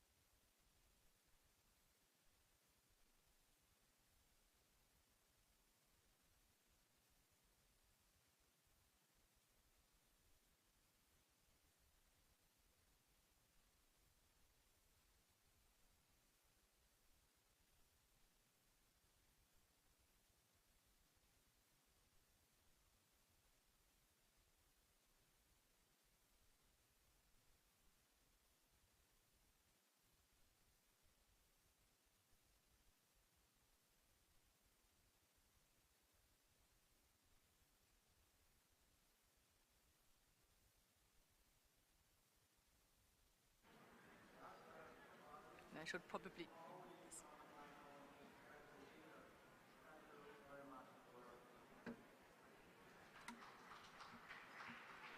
Hello, whoops, okay, mic is on. Dear ladies and gentlemen, we are starting with our session, Ending Deforestation and Conversion, Scaling Up Nature-Based Solution, How Can a New Global Biodiversity Shift the Agenda? My name is Hermine Kleimann, I'm the policy lead in WWF's forest practice. And before I introduce the panel, and I think, Anita, we can change the slide. Before I introduce the panel, I would like to use this opportunity to take a step back, why we are here and why a strong global biodiversity framework matters so much for our forests. Ecosystems on which the global economy, livelihoods, food security, health and quality of life depend are being destroyed on an unprecedented scale. Global deforestation has been estimated at 10 million hectares each year and is compounded by the massive conversion of savannas and native grasslands. We have been experiencing a rapid decline in forest species. Monitored forest populations of vertebrates declined by 79% on average between 1970 and 2018. If we continue at the same pace, we will face more and more silent and empty forests. And imagine a forest which is silent and empty. This is like the worst. There's also good news. There is an increased global momentum with the renewed political commitment and will to halt deforestation. During the UNFCCC COP15 in Glasgow, in 2021, 145 leaders representing more than 90% of the world's forests signed the Glasgow's Leaders' Declaration on Forest and Land Use. Leaders committed to halt and reverse forest loss and land degradation by 2030. 145 leaders representing 90% of the world's forests committed to halt and reverse forest loss and land degradation by 2030. Finance institutions and companies made related sectoral commitments. In this context, leading financial institutions, collectively with over an asset of $8.7 trillion have committed to use best efforts to eliminate deforestation linked to agricultural commodities from their portfolios by 2025. At UNFCCC COP27, a Forests and Climate Leaders Partnership has been created to take this work forward. And last but not least, just 2 weeks ago, the EU has adopted a new law that will prevent products entering into the EU which are associated with deforestation. However, how does this all relate to a new post-2020 global biodiversity framework? The same expressed ambition by these 145 governments to halt and reverse forest loss and land degradation by 2030 needs to be translated and reflected here under a new global biodiversity framework. Halting biodiversity loss under Target 1 must become the new mantra for the forest community. This is just an appeal. I hope there are some government leaders in the room here. But enough of me talking. Let me introduce you to an exciting group of leaders and practitioners to present and discuss the critical role of forests under a new global biodiversity framework, and more concretely, what ambitious actions on the ground are urgently needed. With us is Maria Jose Villanueva Norija, Conservation Director of WWF Mexico, who will present a new regional campaign concept spanning 15 priority jaguar landscapes across 18 Latin American countries, which aims at combining the agenda on deforestation and conversion-free supply chains with species protection, restoration, and habitat sustainable use. From the Malaysian government, we welcome Datuk Frederick Kugan, who is the Chief Conservator of Forest, Sabah Forestry Department, Malaysia. Fred will provide us with his view on the region of Sabah with focus on palm oil. We also have Kim Carstensen, who is the Director General of the Forest Stewardship Council, FSC, since October 2012. Kim will present how FSC certification can contribute to biodiversity conservation under a new global biodiversity framework. We further have Jan-Erik Saugestad, CEO Storebrand Asset Management, I think who will join us a little bit later. Storebrand Asset Management is a signatory to the Finance Sector Deforestation Action Initiative, FSDA, and they are committed to working on eliminating agricultural commodity-driven deforestation risks in their investment and lending portfolios and increasing investments in nature-based solutions by 2025. The FSDA was launched in response to a joint call by the UNFCCC COP26 Presidency high-level climate action champions to announce ambitious nature-positive actions at COP26. We further welcome two government representatives from the German government, Dr. Yves Schad from the German Ministry of Economic Cooperation and Development, and Stéphane Payet, Deputy Director for Sustainable Development at the Ministry for Europe and Foreign Affairs, France. So we will structure the session in two panels. Each panel will include 3 speakers and will run for 20 minutes. So participants will discuss the role of a new global biodiversity framework in halting deforestation and degradation, and more concretely, what actions on the ground are needed. So we start with the first panel, and I would like to ask Maria Jose on the panel. I will sit here. Then I will ask Kim Carstensen. Kim, welcome. And Frederick Kugan, please, from the Malaysian government. And I will stop here, move here. Wait. Hello? Okay, perfect. So again, thank you very much. I'm wearing different hats today because we had, the weather situation and the negotiation situation had to make us restructure the whole program. So you have to bear with me. So this is my moderation hat. Before it was my keynote speaker hat. But it's fine, I can do that. Before we start, I would like to start. Fred, I can't see you. You need to come a little bit this way. Thank you so much. I would like to start with a small icebreaker, like very tiny. I would like to know from each panelist, what is your favorite tree species or forest animal and why? We start with Maria Jose. That is not on my notes. That's refreshing. Thank you, Hermina, for asking that. I would have to say that my favorite tree species is the ceiba. It's a tree that grows in the Maya forests. It's acacia, similar to acacias. It's very big. It can go up to 30 meters. And of course, what lies beneath a ceiba, it's a jaguar. So I think that I will be thrashed by my colleagues if I didn't say jaguars. But I also have a blue side. But for now, yeah.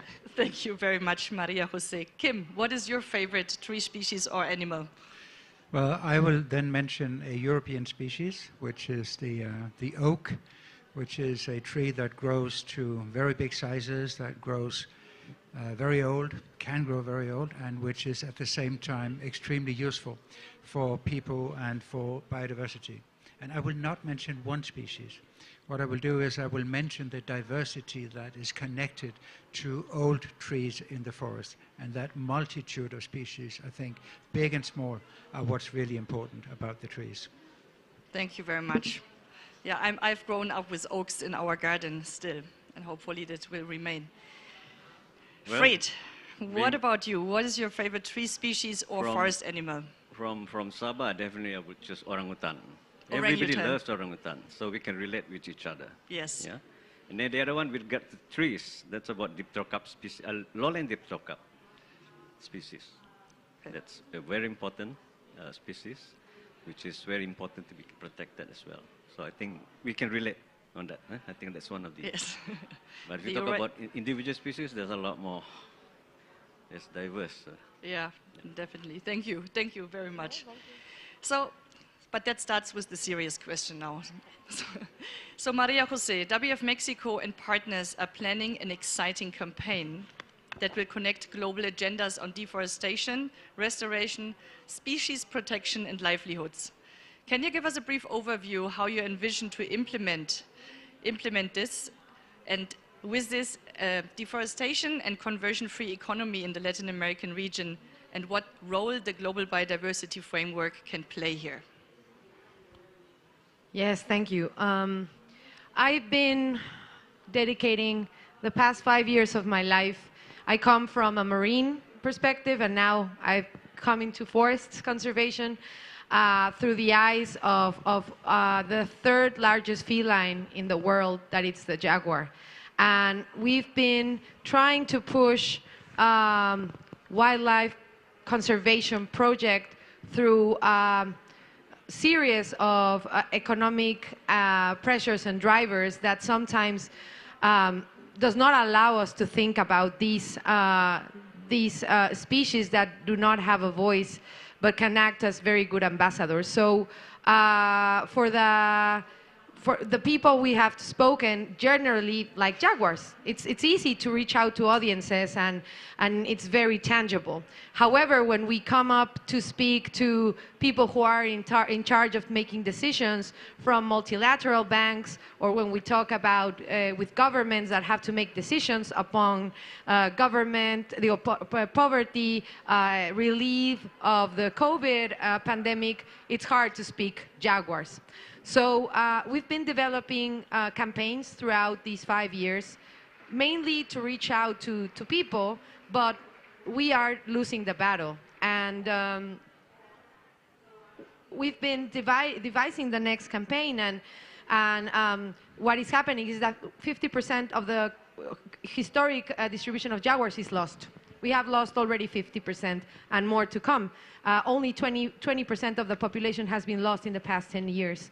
So the main driver, even though we speak about traffic and on CITES we achieve very good accomplishments on traffic, the big problem is deforestation and land conversion. If we don't tackle that, we won't be able to talk about jaguars. And I can share with you, I was standing in a soy plantation in Paraguay, looking at a protected area and looking at connectivity, and you say, what the hell?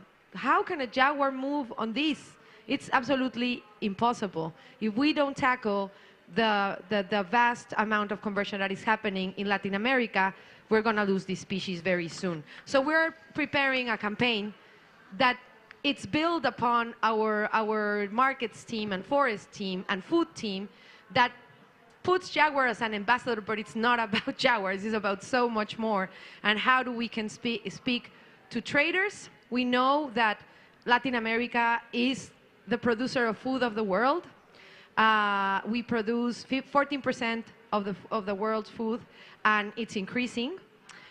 So we are targeting traders and decision makers to actually take a decision to stop deforestation and conversion together with the people and consumers that are part of this.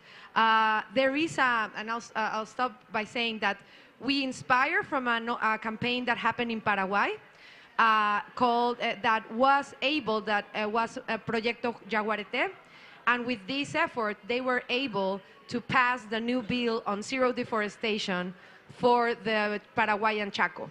So what we want to do is that the power of the people can actually make change. So we really want to put the jaguars in the driver's seat and help us drive zero deforestation vision for the Latin America. Thank you very much, Maria Jose. This is very impressive, and I like the power of the people driving change. So, Fred, the next question is to you. Okay. Yesterday I attended your session where you were on the panel speaking about showcasing the living landscape, which is a project WWF and HSBC are running together. There you talked about the policies adopted by the Malaysian state of Sabah. Could you share your view on how these policies speak to the targets which are currently under negotiations here in Montreal and how they align? Thanks for the question. I think it's a very interesting question, that how the convention align to the state, or otherwise vice versa. So I think it's very important that maybe the convention has to look at what is being implemented on the ground, yeah? Putting international to local actions, and looking at what local actions, there may be, yeah? Some of the actions have already been implemented. One example is that when the world is talking about 30% totally protected areas, I mean, Sabah has already achieved, I mean, has already set that as a standard since 2013, for example. 30% as totally protected areas. But before that, I mean, long before that, I think Sabah has already set aside, I think about 58%, 52% of its landmass legally protected as forest reserves, state parks, or even conservation areas. So these have been implemented. And of course, we emphasize a lot about land use. Yeah? Land use. It's very important that now that we set aside 30%, okay, and 50% as protected areas, forest reserve, and then set a target of 30% of the landmass by 2025 as totally protected areas. So having set aside that targets, and then the other land use, for example, then we have to look at, okay, what can we do next in terms of mainstreaming biodiversity conservation within that sectors. So I think that's, it's very important that not to deprive the other sectors from development. Sabah is very much in need of development. We are still we are well behind. And there's still a lot more to be done in terms of economic development. But then again, I think that can proceed, provided that, for example, biodiversity is mainstream, all the aspect as far as protection, biodiversity conservation are safeguarded. I think it's very important. One has to be pragmatic in approach. Having that, I think the convention should listen to states, small states like us, like in Sabah or even Malaysia, on how these are implemented or translated into the ground. Thank you very much, Fred, for sharing your wisdom and what's going on in Sabah, in Malaysia. Thank you very much. Kim, over to FSC. So, from your perspective, what do you see as the main key elements of the global biodiversity framework that can change the practices of the actors in commodity value chains, or in your case, more specifically, the forestry sector? Thank you. It's extremely easy to be a pessimist in this space. We have seen years or decades of efforts, very good efforts in many cases. We've invented certification of forests, we've invented certification of commodities in the agricultural space. We've invented government pledges, we have had companies coming up with commitments, and still we are in this situation of continued destruction of forests and of other ecosystems around the world. It's very easy to be cynical, it's very easy to be a pessimist. So why am I nonetheless actually an optimist? Well, I think for several reasons. One is that I do see a new level of interest, a new level of public interest, a new level of government interest, a new level of corporate interest in working on biodiversity issues. 10 years ago, it was very obvious that climate was the thing, biodiversity important, but well, we don't know what to do about it and it's too complicated. I remember back in 1992, I was at the first Earth Summit, and we were two NGOs who were on the Danish delegation, and we were thinking, oh, there's great things happening here. And we looked at the Climate Change Convention, we looked at the Biodiversity Convention, and we then draw lots. Who of us is going to take each? Because we were absolutely confident that the two were equally important.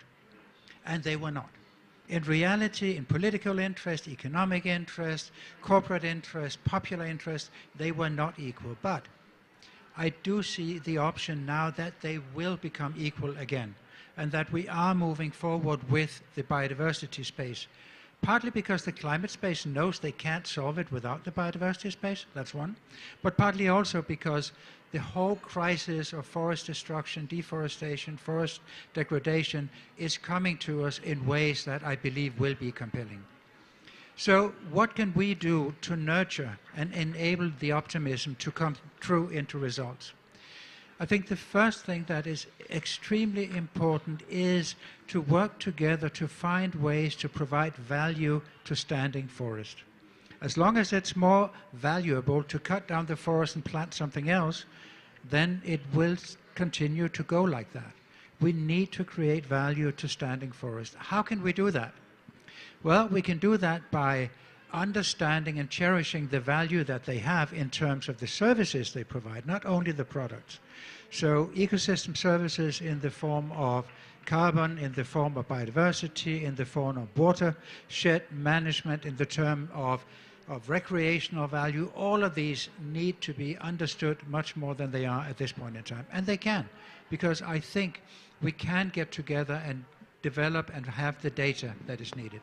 So making sure forest is valuable, doing that by means of having the data that we need to make people understand what's important. We were part of an initiative last Sunday, I think it was, together with WWF, with a number of companies to fast-track the biodiversity impact assessment of forest certification, which I believe is crucially important. We're pretty bad at actually documenting what the biodiversity value is of certified forest. We need to get better, but if we get better, I'm absolutely sure that that will help tremendously in terms of actually enabling that value to be looked for and to be respected and to be the basis for forest management going forward. Second thing is working with indigenous peoples, working with the real custodians or stewards of the forest, I think is absolutely crucial to this. And then, third thing, to have a understandable, measurable framework around this. That is the Global Biodiversity Framework in whatever form it takes. It will be imperfect. It won't have everything that everybody wants, but it will at least be a framework that we can then refer to, let ourselves inspire by, or inspire it to develop further by means of action that is taking in different settings. And by means of that, I think we can actually do what is needed. Thank you. Thank you so much. That was very inspiring to me, listening to all of you. We have 2 minutes left in this panel, and I would like to hear from you, like 2 words from each, just 2 words. 2 words that maybe don't make sense, maybe one sentence. Why do we need a strong global biodiversity framework? Kim has just elaborated on this, but you can also repeat yourself, that's fine. You can also come up with another answer. Just one sentence, because this is also the topic of the session. Maria Jose, over to you.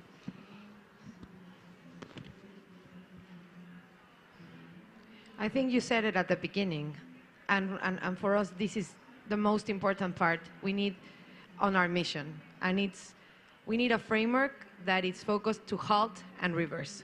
There is no way back.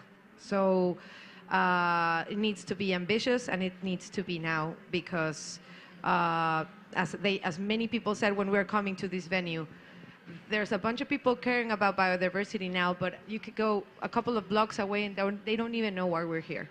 So I think that these needs to come out strong and be coming to implementation immediately. It wasn't a word, just a sentence, sorry. That's fine. I didn't expect that from you. Fred, over to you. Just 1 or 2 sentences. 1 or 2 sentences, very short. I think it's very important that we have ambitious but pragmatic GBF, outcomes. I think in order to reinforce the existing policies that we have, I think it is very important. We align, they align. Realignment, vice versa. I think this is very important. Thank you very much. Some closing words, Kim? The Global Biodiversity Framework can give us clarity, and it can give us unity of purpose. If it does that, and at the same time lends itself to quick wins, then I think it can be the inspiration that the world needs. Okay, thank you very much. That was a fantastic closure of this first panel. And please give our audience or our panelists here a good applause. And I would like to ask you to go back to your seats. You will come back for the Q&A. Yeah, exactly. Don't disappear. Stay with us. And I would like to now ask the new panelists on the stage. Jan Erik Saugestad, is he here? Please come join me here on stage. We have Stéphane Payet from the French government. Fantastic. So this is for me a challenge because I've never met you personally. Hello. And I would also like to welcome Dr. Ivan Schad from the German Ministry of Economic Cooperation and Development. Welcome, everyone. So I guess Jan Eirik and Stefan, you were not here earlier, so I have properly introduced you at the very beginning, so I will skip that in the interest of time. Welcome, everyone. I would also like to do a short icebreaker with you, which I did with the other panel. I would like to ask you what your favorite tree species is or forest animal and why. I would like to start with you, Jan Eirik. Well, I've had some time to think, but it's definitely a pine, and the reason is that's that's our family traditional Christmas tree. Okay, very fitting. Even over to you. So, although I had quite some time to think about it, I was very fast when you asked the question of deciding it's ebony, since ebony made me the tropical forest euphoric person that I am.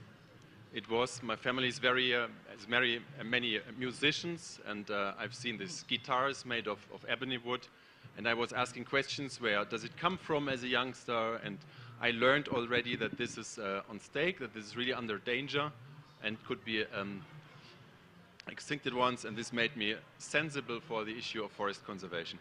Regarding animals, it's the hornbill, since I think this very typical sound when you hear it come shows you all the beauty of the ecosystem. I agree. I can relate. I live in Kenya, in Nairobi, so we have them too. Stefan, what is your favorite tree species and or forest animal? From my views, I really enjoy seeing the hippos, because the first time I went to Africa, it was 25 years ago, and I discovered that animal, and so it's very important to see how it reacts, because it seems to be very silent, very cool, but it's also a very dangerous animal when it has the feeling to be attacked. This is why I really like the hippos. Yeah, totally, I agree. Thank you very much. That was like short icebreaker. So now over to the serious questions. We start with Jan. Jan, Storebrand Asset Management has been leading on the issue of tackling deforestation risks. How and why do you see addressing this issue as a central part of biodiversity-related action for the organization? And what is the importance of a strong global biodiversity framework as it relates to Storebrand's existing efforts on addressing deforestation risks? Well, I guess there was a couple of questions in that question, but I'll try to be brief. Even though we lack a lot of data in this space, we do know that one of the key drivers for biodiversity loss is actually land use or change of land use. And, you know, again, deforestation is then a key element in that. And we know that is clearly driving biodiversity loss, and it's clearly also, you know, driving greenhouse gas emissions. So it was quite easy, I would say, to start, you know, my accountant teacher said, do the easy part first, so that's what we did. And then at the same time, you know that the tropical forests have just an enormous biological diversity. Someone told me that, you know, half of the land-based species are based in the tropical forest, even though they only represent 6% of land on Earth. So that is the background why we dug into that. And, you know, at that point in time, back in 2019, we were not in a position, and I guess it's hard even today, to really quantify what the financial risk is. But we do know that increased regulation in this space, in changed consumer behavior, will influence companies that are not able to demonstrate that they have deforestation-free value chains. And we even last week, got the new regulation from the EU, putting, restrictions on certain commodities unless they can prove to be deforestation-free. So we know it's material, even though we can't put a dollar number to it. So that is why we also then took upon us to start engaging with governments. Because we strongly believe that, even if we can do something as a financial institutions, we can only do this much. We need to engage corporates, we need to engage governments. And we can talk more about that, but of course, the Finance Deforestation Advisory Group is a good platform for corporate engagement. But we also started the IPDD, which is a platform for government engagement. So now we started off with a letter to 19 Brazilian embassies. We ended up in a dialogue with the vice president, the central bank in Brazil. It's really expanded into Indonesia, engagement with consumer countries, EU, as mentioned, UK, the US, and we will eventually get around to China. And it represents today $10 trillion from 19 countries through 65 different financial institutions. So quite a long answer to your question, but it gives you a bit of color on how we engage and why we engage. Thank you very much. And the question has been given to me. It was not mine. No, thank you very much. That's very impressive. And no, I fully agree. We need more collaboration across all sectors. And I really appreciate the efforts also in setting up a platform to cooperate with the governments and the corporate sector. I would like to pick up on the EU deforestation law. I mean, how can I not, to be honest? And ask a question to Even. So the EU has just agreed to ban the import of products associated with deforestation into the EU market. This is a major stepping stone and a very ambitious agenda that requires a major transformational change in producer countries. So I have two questions related to this. Maybe I can combine them because we like to combine questions. So my first question is, how can a new global biodiversity agenda help shift the agenda and contribute towards a deforestation-free production? Maybe I'll just leave it to this question for now. Or do you want the second question now? What would the second question be then? The second question would be, how does the German government contribute to this agenda? Both nice questions, but I begin with the first one, and I spare some time for the second one also to answer. So back in the days when this entire discussion about protecting biodiversity started, it was an idealist questions, and it were the idealists who were discussing about it. Meanwhile, it's in the mainstream, and it's very important. And when we want to not only reduce deforestation, but get it down to zero, I see the pragmatic way as a policymaker's way of looking at it. We need arguments.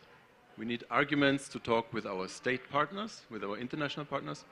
We also need internal arguments. And however, in the moment when we agreed on a new and hopefully ambitious global framework, this is the moment when the work is just going to start. We have to translate this into national legislation. This is very important. And the new global framework will create the necessary peer pressure to also discuss with partners and to get our national legislature more ambitious. So this is very important. The German government, how can we help our partners to transform it now into practical action? Well, it's needless to say that we worked hard in Brussels to get an ambitious legislation on zero deforestation. We are happy that it's true. We are happy that we can work with it. However, and I say this also as a representative of the German Ministry for Development Cooperation, people are in the very center of our activities. So we also want to look at deforestation legislation as leaving no one behind. Much deforestation, when you look at it from a global perspective, when you also look from a continental perspective on Africa, comes from agriculture and from smallholder agriculture. But however, we do not want to exclude anybody. So we want to engage, we are already engaging, and we want to engage more strongly into supporting smallholders into complying with the new legislation and not to lose market access. This is very important. Also, we want to look strongly at indigenous peoples and local communities.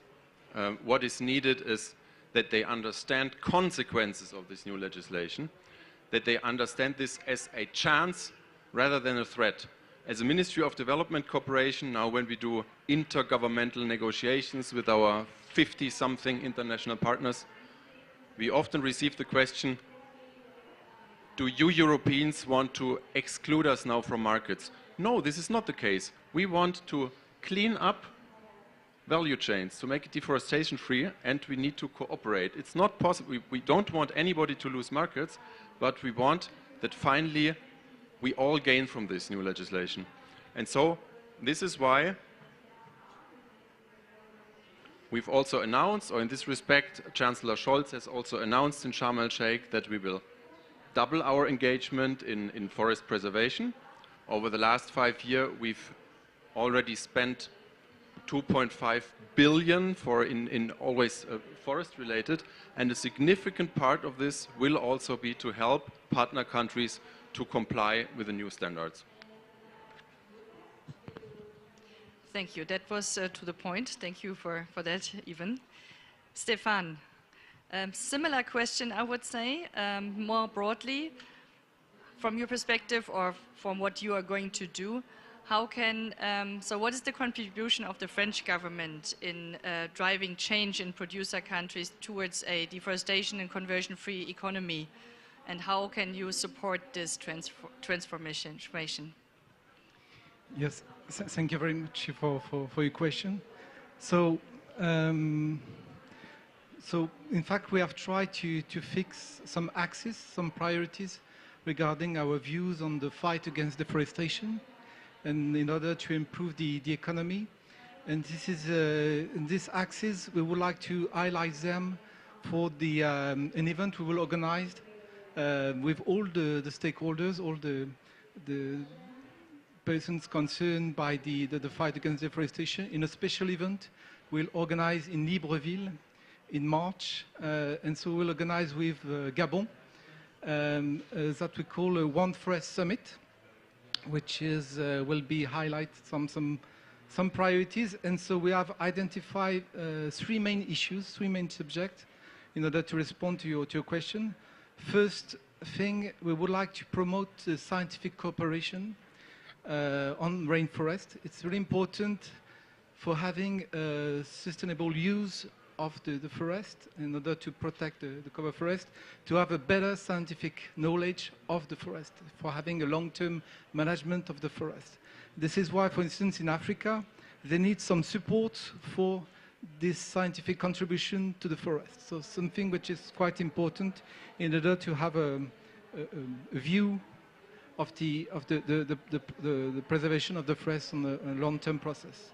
The second element, which is more directly linked to your 2 questions, we would like to reinforce the sustainable value chains. It's really important, as my German colleague said, to promote the role played by the private sector in protecting the forest. It's important to see the companies using the products of the forest to have a very eco behavior regarding the forest. So it will be the second priority we'll try to highlight for this summit. And the third one, which is also quite important for the economy dealing with the forest, is the question of innovative sources of finances. It's the third priority we have identified. It's really important to to give the possibility, especially for the private sector, to create a regulatory framework or the conditions for markets on the stocks and not only on the flows regarding the preservation of forest and rainforest. This is why we will try to work with all the partners in order to have this possibility of investing in some new, I should say, new carbon markets or certificates of biodiversity in this specific sector of the forest. Thank you. Thank you very much. I'm actually happy to hear that there is, plans and efforts underway to now also support producer countries in meeting the requirements which are set by the EU deforestation law, because we think this is key now, and this will not be enabled and happen without actions on the ground that speak to the law, and for this we need change. And I'm very happy to hear that this change will be supported as well.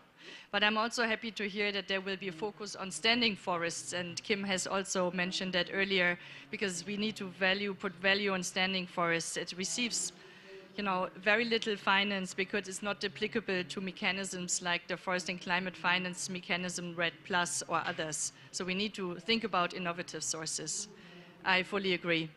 I think we have 3 more minutes in this panel, and I would also like to end, which I did with my other panel, on maybe just 2 sentences from each of you why we need to have a strong global biodiversity framework to support halting deforestation. Who would like to start? I can start since I'm closest. And I was at the high-level summit yesterday, and my 2 sentences was really, we made good road and way to Montreal, but implementation after Montreal is even more important, and for that we need a strong global biodiversity framework. Thank you. Short and spicy. Implementation. Even. Preservation of biodiversity needs publicity. It's not all about carbon and carbon emissions, but it's also about animals and plant species in forests and other ecosystems. And the political momentum is there, but we need to show ambitions, and we need to keep the motivation, we need to keep the momentum. And this is why, from a very pragmatic point of view, it is very key now to mirror this ambition in a good global framework. I couldn't agree more. Stefan, over to you. So I think we need, of course, an ambitious global biodiversity framework, but also something realistic for all the stakeholders and for the countries. And so in order to be realistic, we need some very clear targets for everyone, ambitious but targets, clearly explained and identified, and also giving the capacity of the countries to implement these targets. So for instance, the question of NBSAPs will be very important in order to have an implementation of what we will decide, hopefully, by the end of this week. Thank you. Yes, we all hope and pray. Thank you very much to this panel. Please, a round of applause, quick interim applause. Thank you very much. Please stay. We are now moving to the Q&A session, and I would like everyone, the other panelists, to come back. I will move on stage, please.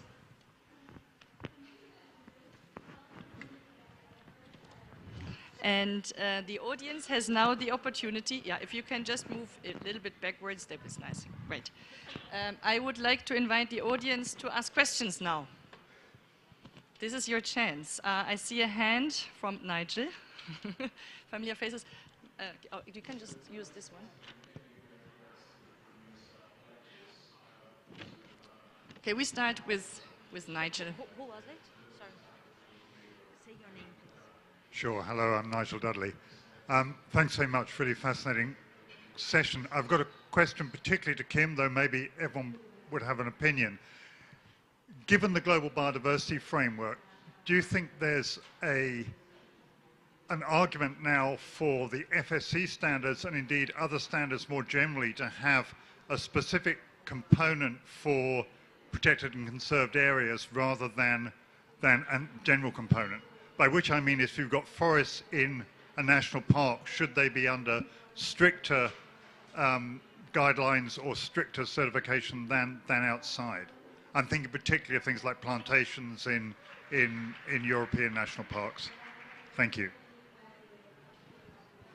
So I think that FSC comes from sort of being used mainly in a production forest setting. And I think it's very important that we see forests not only as production as one thing and then protection as another thing, but we see a whole continuum of different management forms with different components and different levels of production versus protection. Also that we see it's as much about who is managing as it is about what and how it's being managed. For instance, the indigenous peoples, local communities, engagement in management, I think, is a value in its own right, creating biodiversity and carbon values that I think are important. In our global strategy, we are increasingly focusing not just on the production value of forest, but on the inherent values that the forest has for social, environmental, and also economic purposes. And for that reason, I think it is important that we look at different types of management regimes where certification can become relevant.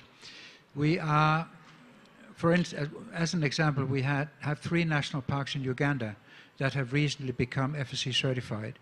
Not because they produce timber, that was not the reason for it, but because it gives them a way to look at other issues than just the species protection dimension that they already have. Indigenous peoples, how do they relate to them? How do they relate to the workers' rights in the area? How do they relate to watershed management in the area, etc.? So I think there is some inherent values in international recognition that certification can give you, in the holistic approach to forest management that is important both for a plantation manager and for a national park manager and for everybody in between. So I'd say yes, absolutely. The forest management standards need to look at different management regimes, and I think all in all that will be very important for the global biodiversity framework. Thank you very much, Kim.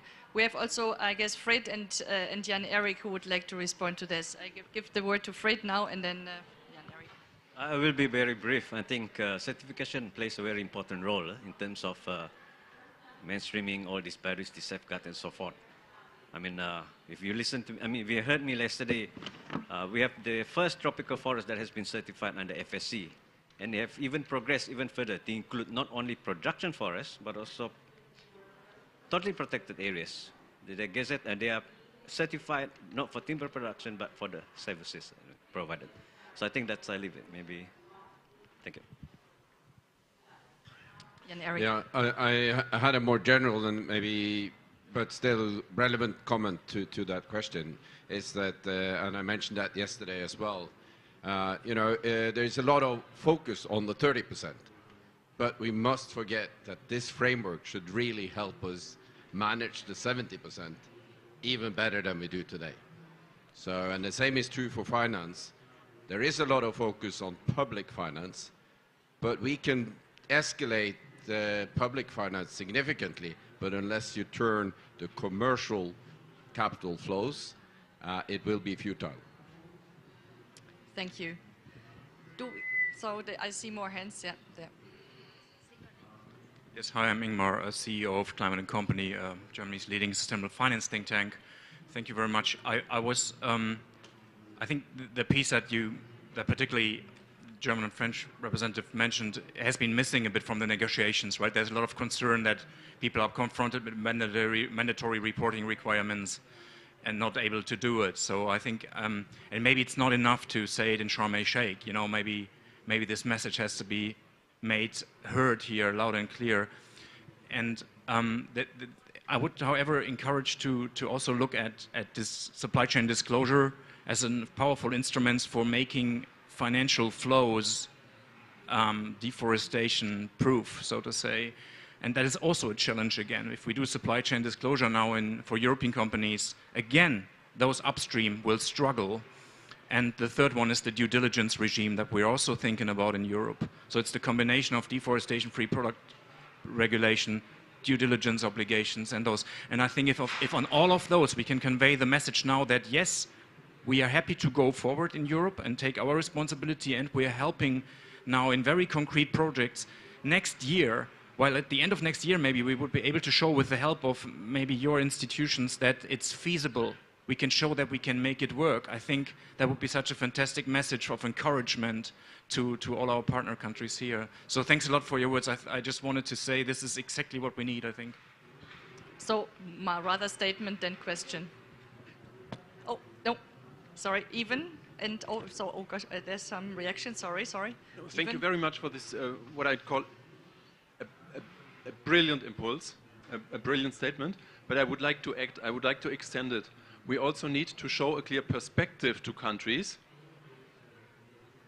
What's the goal and what's the gain of complying with the standards and going through all the reporting duty? Yesterday I've joined a session and I listened to the Minister of Forestry of Gabon, Professor Lee White, and he was telling that they were very motivated after the Paris Agreement to go through all the procedures and to comply with the International REDD+ standards.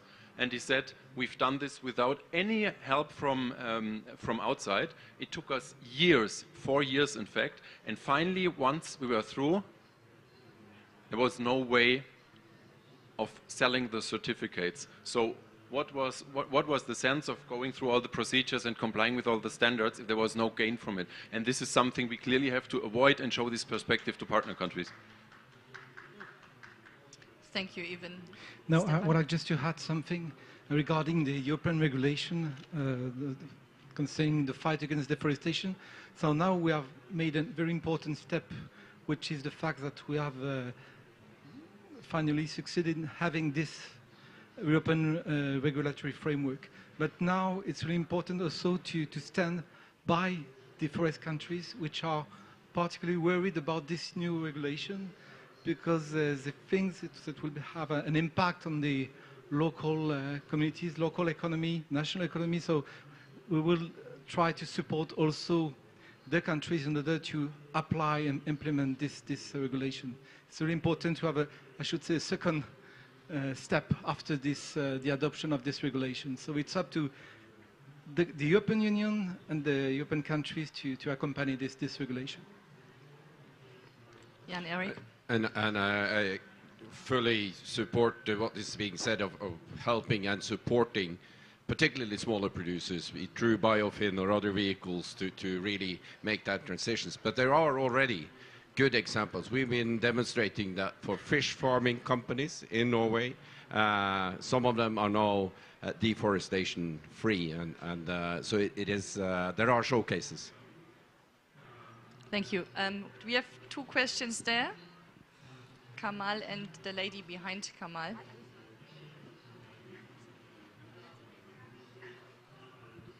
Thank you very much for the opportunity to ask a quick question. And I wanted to congratulate all the speakers on the panel here, because what you have said in almost all the different elements is exactly what my organization does.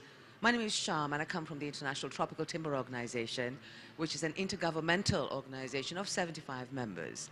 And everyone who's on the panel here today, all your member countries are members of the ITTO. Now, what I just wanted to say is I so much appreciate what both France and government have said here, France and Germany have said here in terms of supporting legal and sustainable supply chains and value chains, because we have a program that's running on that, but it's stumped now due to a lack of funding. Now, from the high-level segment and from the negotiations in the rooms here, what we have also seen, sadly, is the nexus between what is being discussed or agreed at COP26 and what's being discussed at the CBD COP15 is not actually gelling together so well. As our panelists have said, the mega biodiverse hotspots are in tropical forests. So could I ask the panel, how will all of you, including Eric from the asset management and the financial institutions, how do we upscale these conversations to the ministerial levels at the high level segment so that organizations like ours who have that practical experience on the ground can continue to grow to help our members. We have 35 tropical member countries in the world. We cover 80% of the tropical forest resources, some of whom have, of course, entered the certification route, like my home country, Malaysia.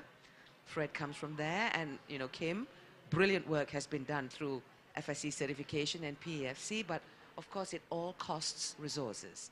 So I like the idea of the financial support, but how do we spread this word around? Because whatever's being said in this space is absolutely marvelous, but it's missing from the high level, So if all of you can help with that, it would be great. Even at the EU level, it would be a great start. Yeah. Thank you. Thank you very much. Kamal, I think we take Kamal's question and then we have a round of answers and then we can close. Just to keep it short, in this European legislation, my name is Kamal Baidar. I'm the Global Palm Oil Lead for WWF International.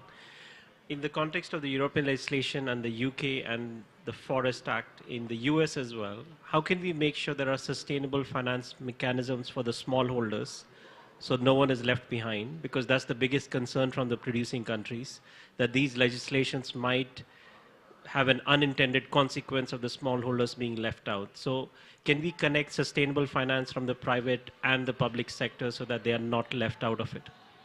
Okay, so these are the two last questions. First, like raising the agenda, how to bring it to ministerial level, and the second was sustainable finance for smallholders. Who would like to start? Yeah, you would. Okay. Okay, just a quick one. Just to respond, I think one of the platform is the existing project like we have, for example, connecting. It may be missing at the high level even, but then I think in one of the project like we implement, for example, the jurisdictional certification of palm oil. I think that combine all the stakeholders even, and we do see financing coming in and so forth. But then of course that has to be up. Yeah. And I think that's a very interesting platform that we have, jurisdictional certification, bringing all the government players, private sectors, the energy or civil societies. And we do see financiers, for example, the market players that are coming in to support projects like landscape projects or even the jurisdictional support. I think that's an important platform that maybe if you are looking at results oriented now on the ground. Thank you. Oh, maybe I let Maria Jose speak first.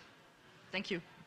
Yeah, of course, I'm not going to talk about what we can do to support the smallholders because I'm not a government, but I think that just listening to the reflections and all these positive advances that we're saying, I just want to really reiterate that sometimes in the discourse and in the narrative, we drop the part of wildlife and biodiversity because we get to these certifications and that seems to be the means and to then access to a market, but we really need, after this GBF comes forward, also to put that nature positive element on top of it, because I continuously see FSC projects that are empty forests. So just how can we also provide these targets to also enhance the number 5 and the others related to biodiversity?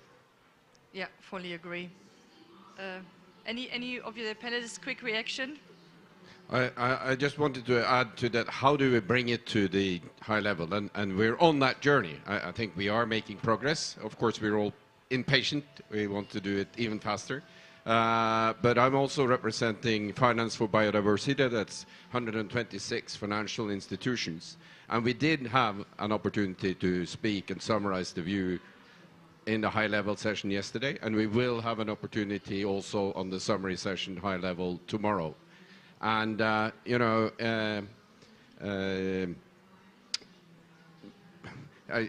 sort of maybe too capitalistic to say, but money talks. Of course, the alliances that we now run, like the IPDD, represents $10 trillion. Do the government listen? Yes, they listen. If you look at the Climate Action 100, that's $68 trillion. So, 1% of that is really enough to close the biodiversity gap estimated at 711 billion. So we're getting there. Thank you. Kim?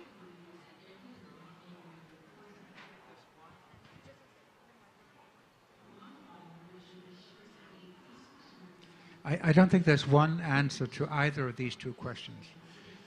How do we I mean, I agree there is a level of disconnect between the public discussion, government discussion, and the private sector discussion. And I know from private sector players who have been here that they feel disconnected. There may be some who don't feel disconnected, but there are others who actually do, and it's not at all as well developed as it is in the climate discussion. That has also taken years. And it will take years here also, but it has to be a deliberate purpose from both sides to make that happen. And I think we can sort of move in that direction. One element that I believe is absolutely crucial for that is to generate more data than we have at the moment. One of the differences between the climate discussion, which is very simple on the data side, it's just about carbon, isn't it? And then this discussion is that this is so much more complex. And we need to find ways to explain it and to make it, you could say, measurable and as a basis for taking action. I think that's crucially important. Regarding the smallholders and communities, and I would add indigenous communities, I think that is a crucial question, but let's also remember that that will not be solved by global trade actions alone. It has to be done in the countries also where the smallholders are living and where they have their production. Many of them are not in the global market. Many of them do not export to the European Union. So there needs to be some level of engagement also with smallholders in those countries that is aimed at local markets. And I don't think governments in those countries should be just left to deal with that themselves. There should also be support for that. So that market focus on smallholders, I think, should look both at the global market perspective, so at the EUDR, but also at what can we do to support them in the local market context. Okay, thank you very much. And with this, I would like to close the session. I thank all of my panelists. You have been done a fantastic job. I enjoyed this session very much and brought, I guess, some color into the sooty row here. Thank you very much for coming, and yeah, have a hopeful, fruitful, further stay, and keep the ambition high. Round of applause. Thank you very much for coming, everyone. Bye. Yeah, let's make it take time.